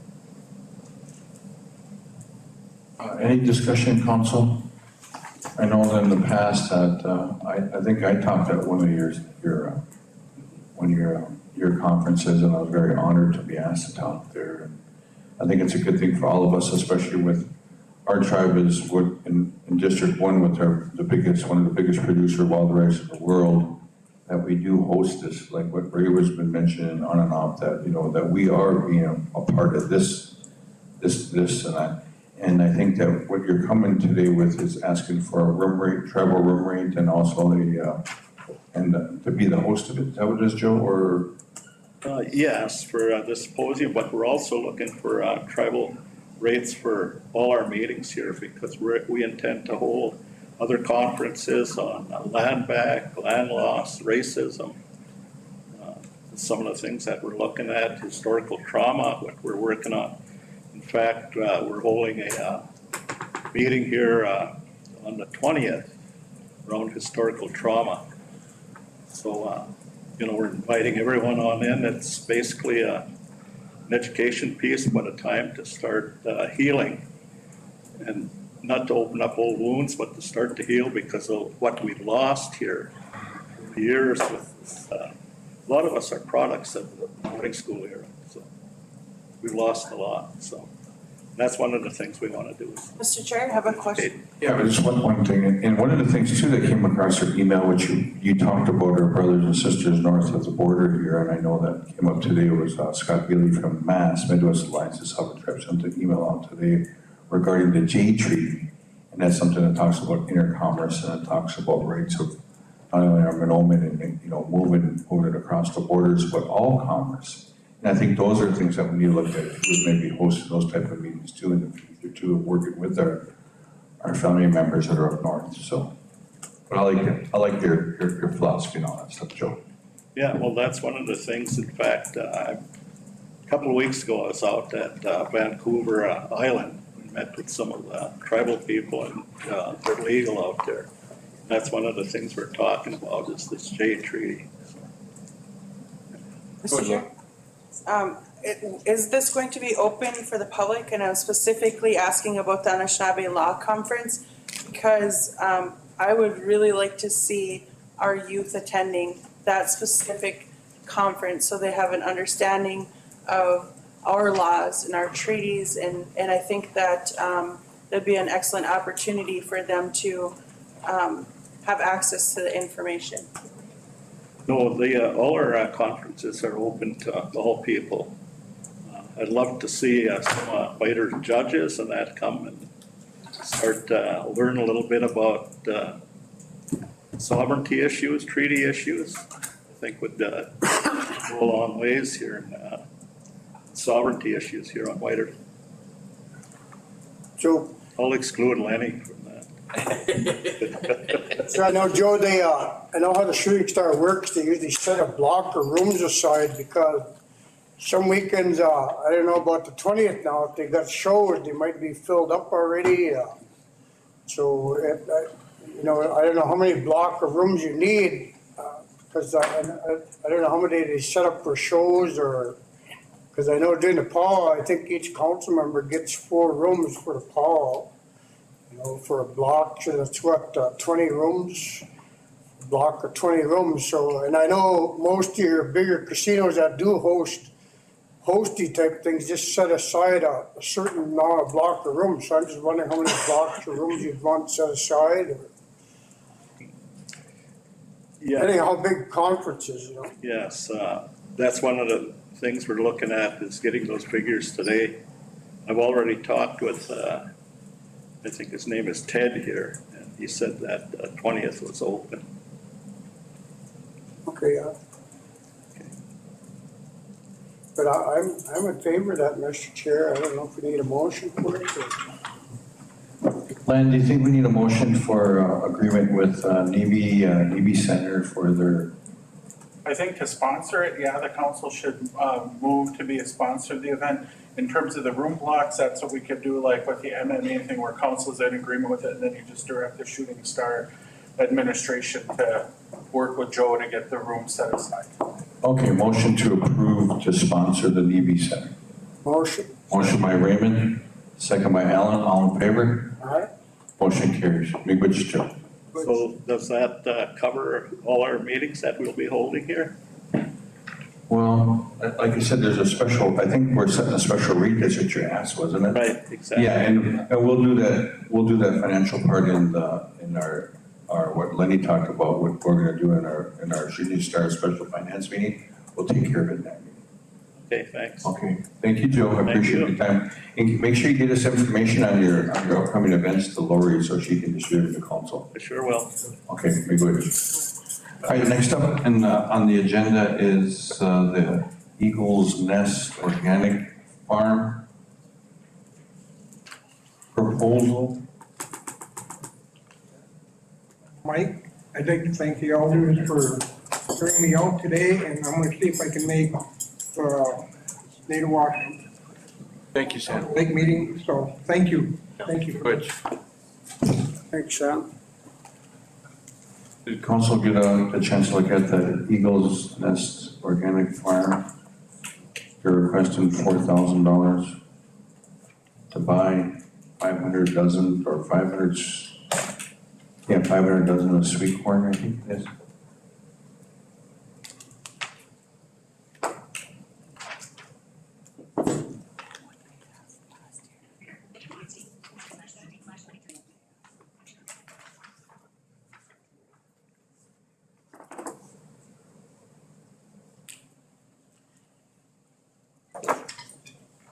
So what does that consist of, Mr. Chair?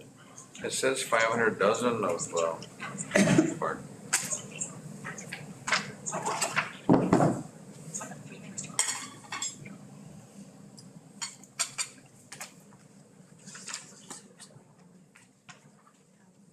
I think, didn't they ask for this last year, like 2,500? I think we did. This was the same one, I don't know. We did 100 dozen? Hmm? Didn't they request last year for 25? We did 100 dozen last year, I guess. Ashley Bunker.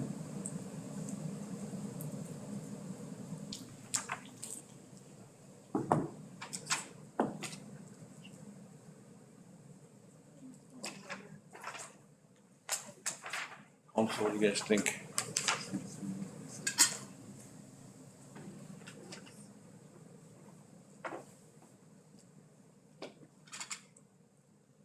$100 dozen. Last year was 100 dozen for $6. $100 dozen. 100,000. So Makes it weird. $5,000.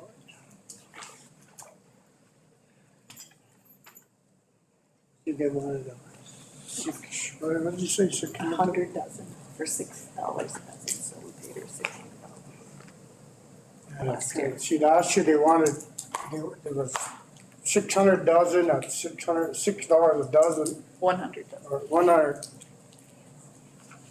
Now they want, what did they want, 500,000 or 5,000 for They want 500 dozen. 500,000 at $6 is $8. 30, at 8, Yeah, they up price. so that's 4,500. 4,000. I don't know, what do you guys think? You guys wanna do 100 dozen again like you did last year, or you guys wanna go another 100, or what? How was it distributed? You know, where did it go to? I don't know, that's, Tracer was just looking at it. Last year was, all it says is I'm asking the tribal council to see if they would take this opportunity to purchase 100 dozen or more for $6 a dozen to give to the elderly tribal members. They will pick up the sweet corn and deliver the sweet corn to one site and unload it. If other arrangements are required, I'm willing to work with you. So I'm not sure how it actually was distributed. It's just the email. I don't remember that, do you, Al? What do you guys think? I think we need to get more information from Monica or whoever we bought it from, how it got distributed to the elders, to the kids, or whatever. I wish there was somebody would just explain more what they wanted, what. Well, it's up to you guys, if you guys wanna wait till next meeting, or have them come present something. And bring Have us email or something, or had to. Yeah, because we could ratify it, yeah. Mr. Chair, I mean, that's. Well, we'll just table this and then, well, Lori, will you email Ashley and also where it went to last year? Mr. Chair, I will defer that responsibility to another staff member that could follow up. Yes. Yes. All right, next up is.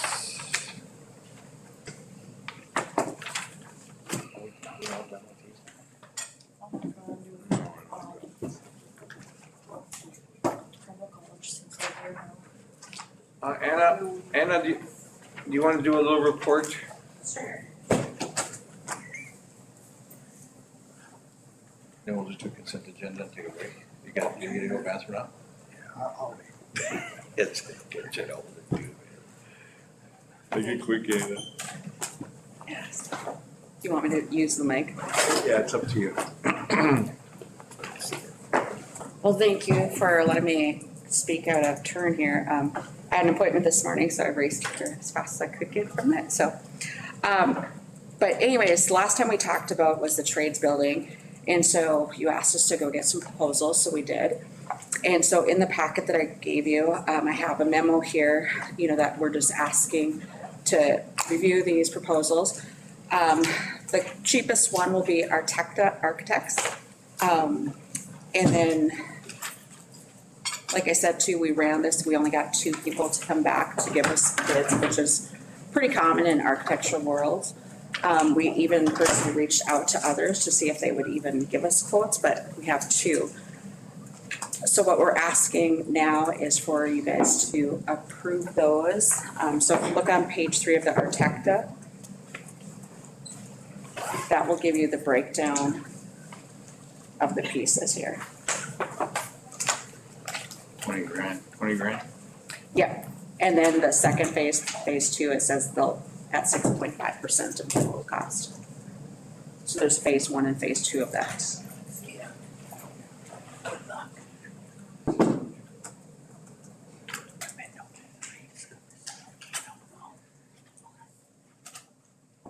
And then we do have a resolution that you asked us prepared to.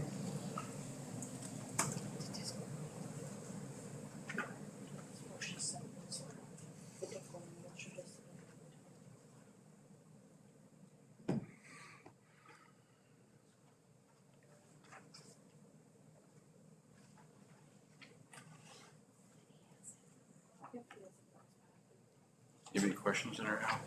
I know we kind of asked for this, that way. Yeah, I think they're just asking for a donation. Is that right, Lori? So the motion would be to approve the resolution, is my understanding, and as well as expenditure of the funds. And I think that's one thing that this resolution isn't as clear on as our other resolution, that, you know, there's gonna be an expenditure of the 19,000 change, and then we would, I'm not 100% sure what funds we were gonna use for that, if it's gonna be general funds or. Oh.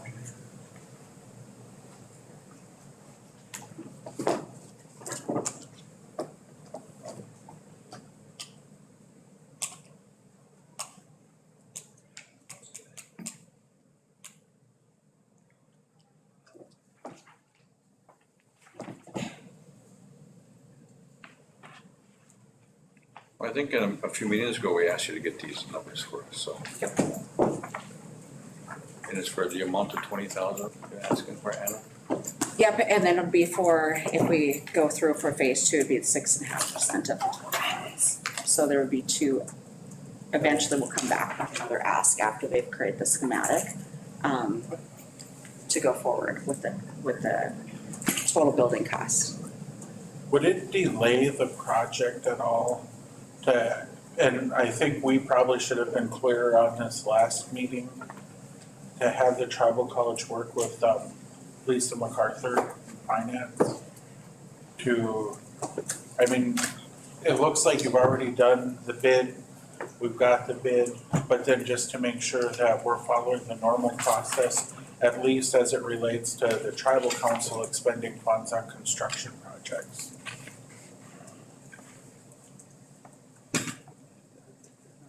I think that's, from the legal department, that's what I would feel more comfortable with, is if we, and I'm sorry to do this, I'm not trying to delay the project at all.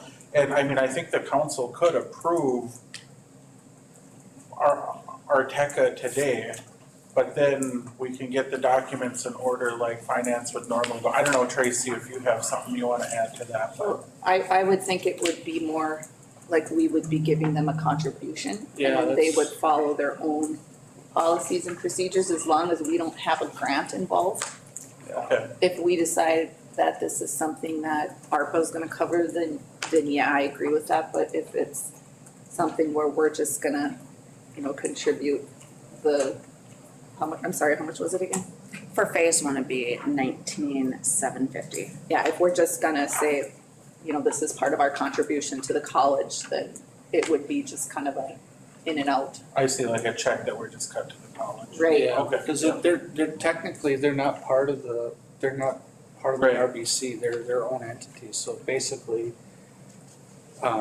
we just need a resolution that says we're providing a donation to Yeah, the tribal college in that amount, yeah. And that's what we put in the resolution is, Yeah, but the way the I'm just clarifying, the way the resolution is written is as if, it's kind of like, it's a hybrid between like, we're kind of going to do this construction together. But like Tracy's trying to say is that you guys have your own procurement policies and procedures and that's all on you. We're just gonna give you some money to go through that process. Does that make sense? Yeah. So if that's the case, then I don't think the council even needs to approve a resolution. I think all the council needs to approve is the the contribution of $19,750. Yep. For a motion to approve that amount to the college for the architect contract. You good with that? Yeah, and there's a budget for it in here, so, right? Yep, there it is, there's a budget attached, so, yep, we got a budget, all we need to do is pass the motion. Okay, motion to approve the tribal colleges.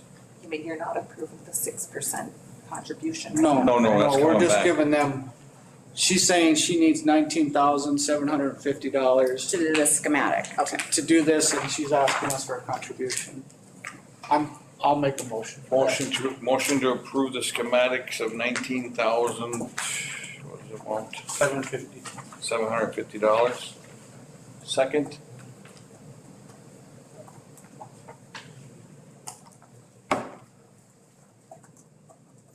Oh, I'm sorry, Chair, yeah, second. Second by Raymond, all in favor? Aye. Motion carries. Thank you, Anna. Okay, so question for you, after we get the schematics, what process should I follow next? After the schematics are done? So the way I'm perceiving this relationship is that you guys are your own legal entity, and so you're looking to do this expansion. Yep. And you're approaching the tribe as a potential funder for this project. So I wouldn't need a resolution, just come with a dollar amount with the budget? yes, that would be sufficient, yeah. Okay, I just want to clarify, so Yeah, I'm prepared. but to make things really clear, you could have an RBC resolution, our staff could say, hey, we are providing this amount of money to the tribal college for this purpose, and attached documentation. Perfect. Yeah. Okay. Thank you, I appreciate you all. Sure.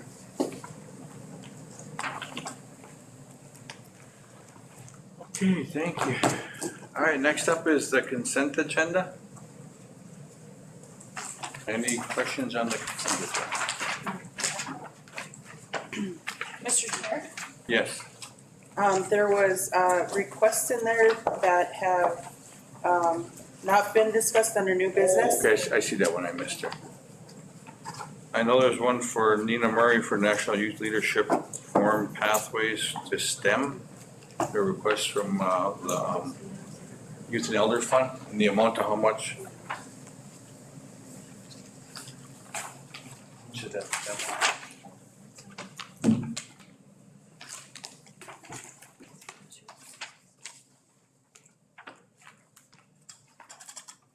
The amount would be $2,774.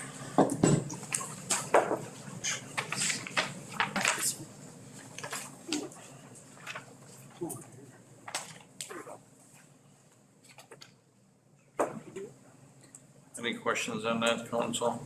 Well, the only question I had was, there was technical amendments added to the utilities. I don't know what sort of technical amendments were added.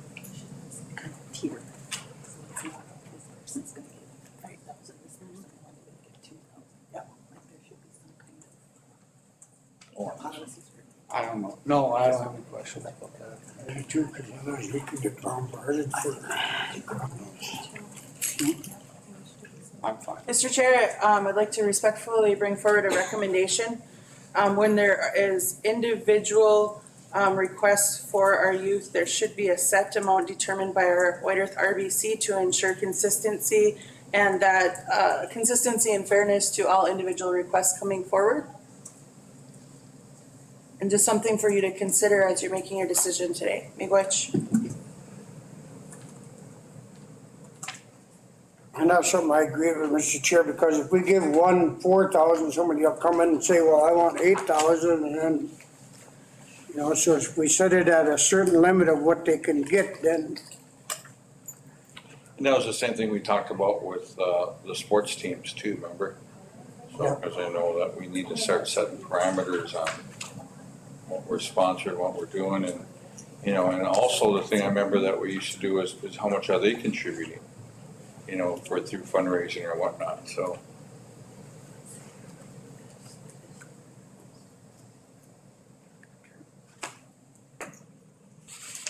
Because in here, there's quite a few requests in here for money to they want for this and that. Council, what do you suggest that we wanna do today with these? I kinda pushed them up, the softball stuff to the donation committees, both of them, one for the RBC, one for gaming, but I know that, they should follow a path, so, Yeah. Mr. Chair, yes. with the donation committees, the individual assistants, individual members would not qualify under the donation committees, is my understanding. And the donation committees donate to those that hold an LLC or something of that nature. So any of them that don't would not qualify or be eligible for the donation committee to make decisions on. And that's why some of these are coming here to you all.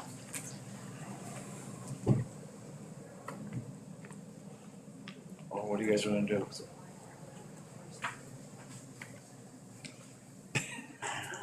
Which one is this? Well, this is on that Nina Murray one. That's on the youth.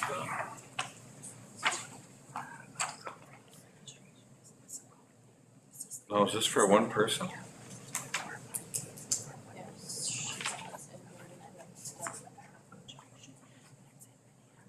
Anna, do you guys help with that STEM stuff too? National Youth Leadership Forum Pathways to STEM? You guys, On this particular one? do you guys cover any type of expenditures for them? I thought STEM had a bunch of money that gives to college. No.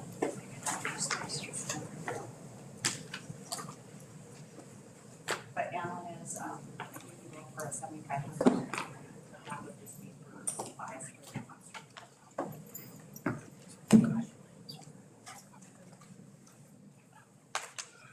Didn't we just approve one to go into Albuquerque for, I don't know how much it was?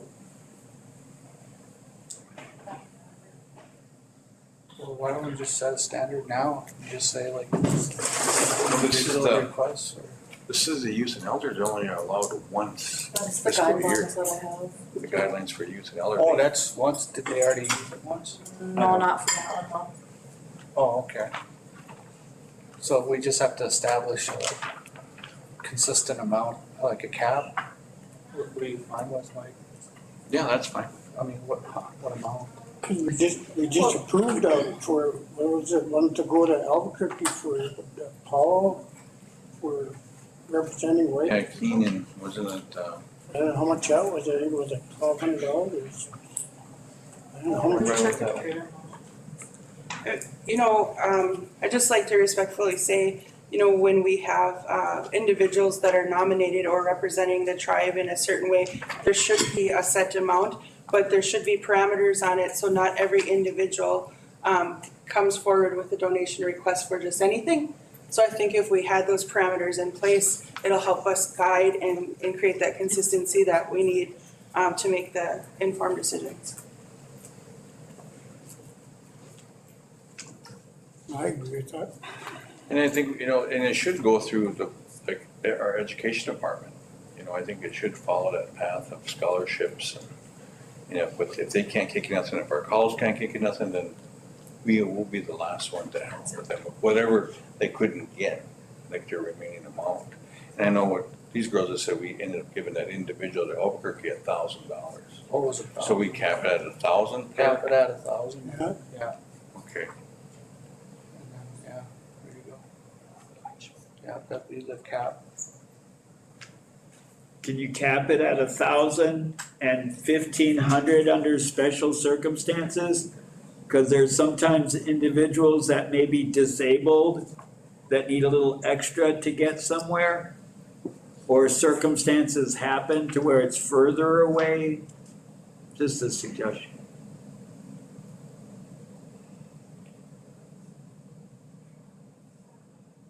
What do you guys think?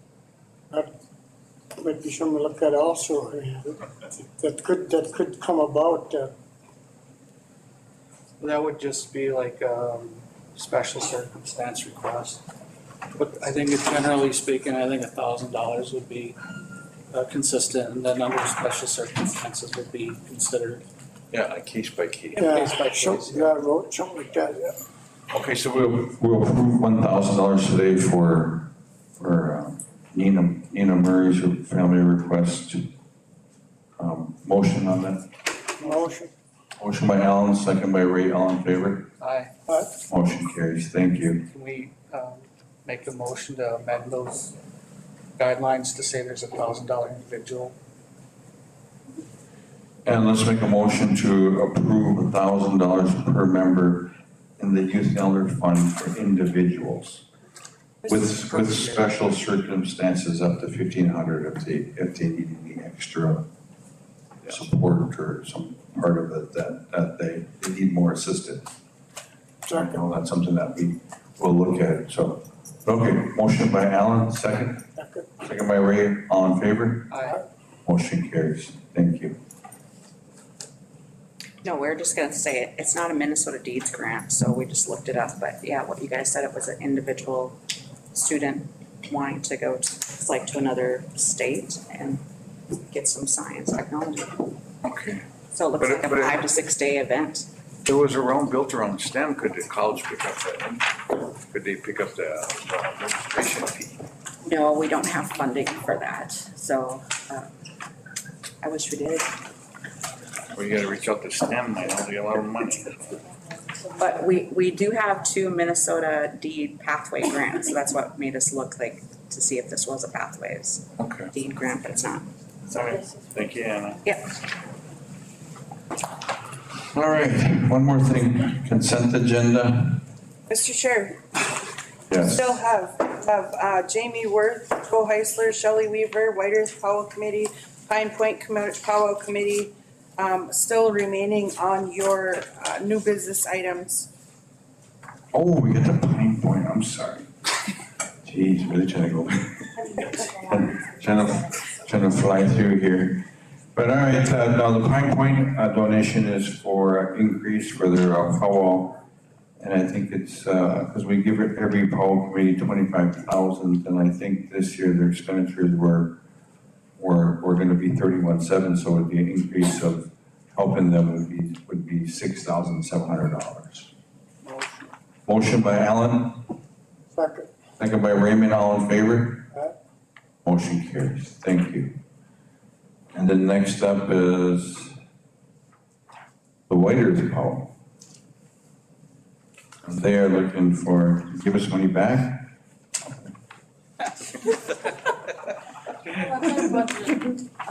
Well, their budget is, So we're budgeted $150,000, the casino's giving us $20,000, and then we did have donations given to us. Oh, you just want us to pass the budget? Yeah. motion to pass their budget. Motion. How much is it? $170,000. Motion. Motion by Ellen, Second. second by Raymond, all in favor? Aye. Motion carries, thank you. May I ask a question about our powwow? Yes, sir. Why do we not have any teaching lodges up there? Why do we not have elders in a comfortable tent or in the community building where they're sharing our stories and teaching our youth? Why do we continue to let our powwow look like a midway at a state fair with all of these synthetic plastics and products, with all of this candy, sugar, when we're facing diabetes? Why are we not being more stringent about our health at the powwow? And why is there not elders, and I'm humbly requesting elders to be at the sacred fire and share our teachings with individuals that come to the sacred fire? Because I've been asked by the powwow committee to be removed from the sacred fire because I talk about cannabis. Language. Thank you, Kevin.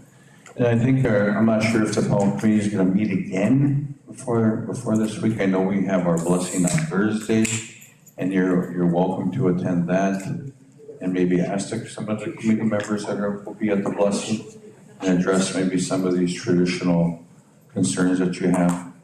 So I recommend that you attend on Thursday morning, so, thank you. All right, next step is, I know we had some like softball requests. Mr. Chair, we have a request from Shelley Weaver. She has requested for entry fee, room rates at 2 nights, 2 rooms, help with food monies for each boys. They take 8 to 10 kids, help with uniforms. So for the entry fee is $300. The rooms for 2 nights is $316. Uniforms is $630. So those are the requests for the specifics to the tournament. She also requested that the tribe invest in a youth van that could fit all of the youth so they can travel around. And Representative Aganash had mentioned that earlier as well. So those are the requests that came forward specific to softball, and then separate from that, the request for a van. Council, any discussion on that request? Well, the way I brought that up is because of I've seen on different places where they take their teams out, but, you know, we're also having a hard time getting our boys and girls clubs around because they don't have the vehicles to get around in them. I know each village could probably use one van anyway,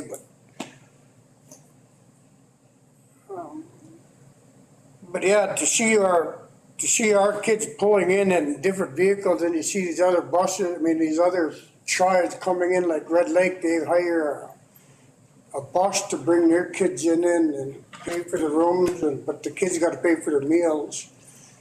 But then you see these other tribes also, they got a brand new van bringing their kids in, and it just kind of, and then here comes our teams in different cars and finding a hell of a time to get out there in rooms. So I'm in favor of that, but the van now, I guess we'd have to look at it. I mean, I know we're buying elder buses, right? So I don't see why if we're gonna buy elders a bus, I don't see why we couldn't buy the youth a van or a couple of vans to get around in. But I just got a message here that somebody just told me that some of these teams gather together, like they get players from Red Lake, Cass Lake, White Earth, to go to these tournaments. And now, if White Earth is gonna pay for Red Lake and Leech Lake and other players, I guess I don't know about that. I mean, what I was talking about is mainly our teams. But I just got a message that some of these teams do gather up together and go as a team, even though they claim to be White Earth, but they're not all White Earth players. They're from different so I don't know how to look at that. I guess I never thought of that. So, Mr. Chair, in Shelley's request, she said all of the boys are enrolled members and descendants of White Earth, specific to that donation request. But, you know, I know that there are at times when the youth come together from the different tribes.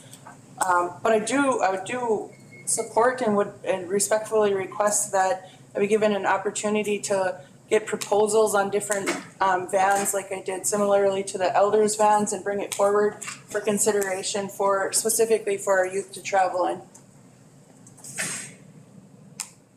So I'll make a motion, Mr. Chair, to approve the top, and then to also review and looking into our van.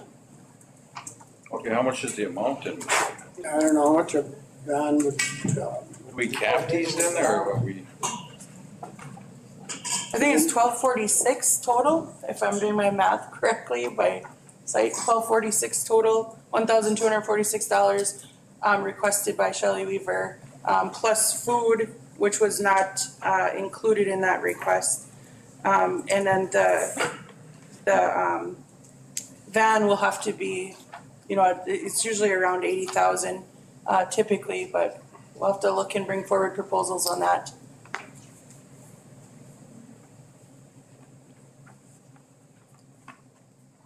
What do you guys wanna do?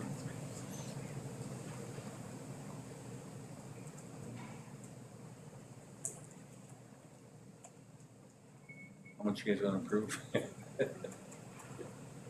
Like I said, I'm in favor of the top part, $300, night, 2 nights in the eating, but, or the uniform, but, the van, I get to look into to see about how much it costs or what it's run, get some estimates on them anyway.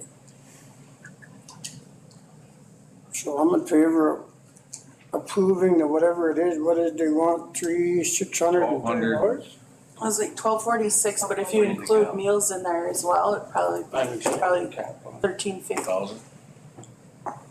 Do 1,000, right? Just set a cap under policy. Yeah, I'm fine with that, Mr. Chair. Okay, well, A motion to approve $1,000 for expenditures for the youth basketball request, for all the items they have in there, and I think after this motion, we'll do another motion to cap it, so. But we'll approve $1,000 today for this request. Motion by Alan, second? Second by Raymond, all in favor? Aye. Motion carries, thank you. So another motion will be requested, and maybe there's something that we could look at what we do with the Youth Elders Fund is once per fiscal year, except for special like circumstances. So, but I think the council's is agreement that we will cap these all at $1,000 and only once per fiscal year with the exception of a special request. So motion on that. Motion by Alan, second. Second. Second by Ray, all in favor? Motion carries, thank you. All right, next up is the softball donation request from Joe Heisler. I know that we gave him, the donation committee gave him $500. So, council, do you want to do another additional 500 to match that? All right, we'll motion to approve $500 for the softball request for Joe Heisler and the White Earth team. Second. Or motion by Alan, second. What did you say there, Alan? 500. How much are they asking for? 15. Yeah, 1,500, just give them. You got 500 from donations, right? Do we match the 500? Oh, is that what you said? Oh, yeah, well, so Mr. Chair, they requested 1,500, they received 500 from the donation committee, so they would still be short to $1,000 potentially, but it's up to you on your amounts. So what did you motion? Alan motioned to match the 500. So we'll give him an additional $500. Put some shy of 1,000. You wanna just make it 1,000? Yeah, maybe, well, then they only Okay. shy of 500, didn't they? I'll retract. Okay, retract that motion from 500. Okay, motion to approve for $1,000, Alan? Yeah. For $1,000, motion by Alan, second by Raymond, all in favor? Motion carries. All right, last one is Jamie Ward, White Earth Nation's Child Support Department for gift for basketball donation.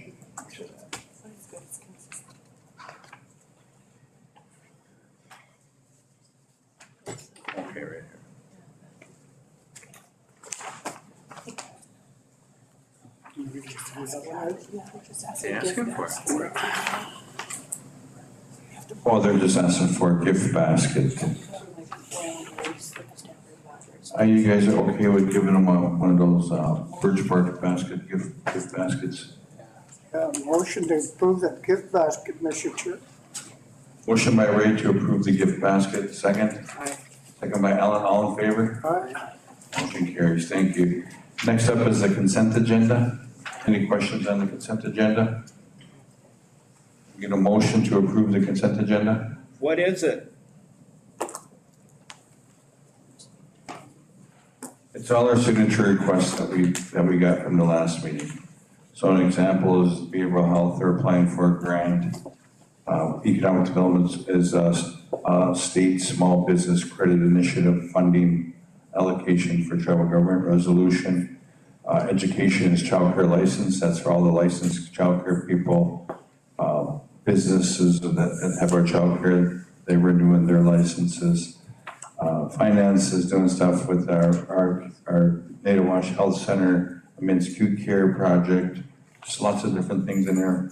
Health Division has childcare, teen checkups, grant resolutions, Human Services feeding their families to apply for a fundamental grant for up to $7,000. Judicial is an MOU with the state of Minnesota on DOI court position, so we're looking for a position there. Legal just has different things for licensed LICs for individuals that are around our reservation. And Natural Resources has land taxes, 22 resolutions, there's just different things, joint powers agreement with all rights. Public Safety has an MOU with multi-jurisdiction sex trafficking task force with Fond du Lac. Public Works is lawn mowing program increased, budgets increased from $90 to $9,300 to help the lawnmower guys get a raise because of the cost of gas. TIPO, a grant application for $96,000. WELSA has a storage cost container fee to pay that yearly. And just like that kind of stuff, that's all inside this consent agenda. So motion to approve the consent agenda. Where can that be found?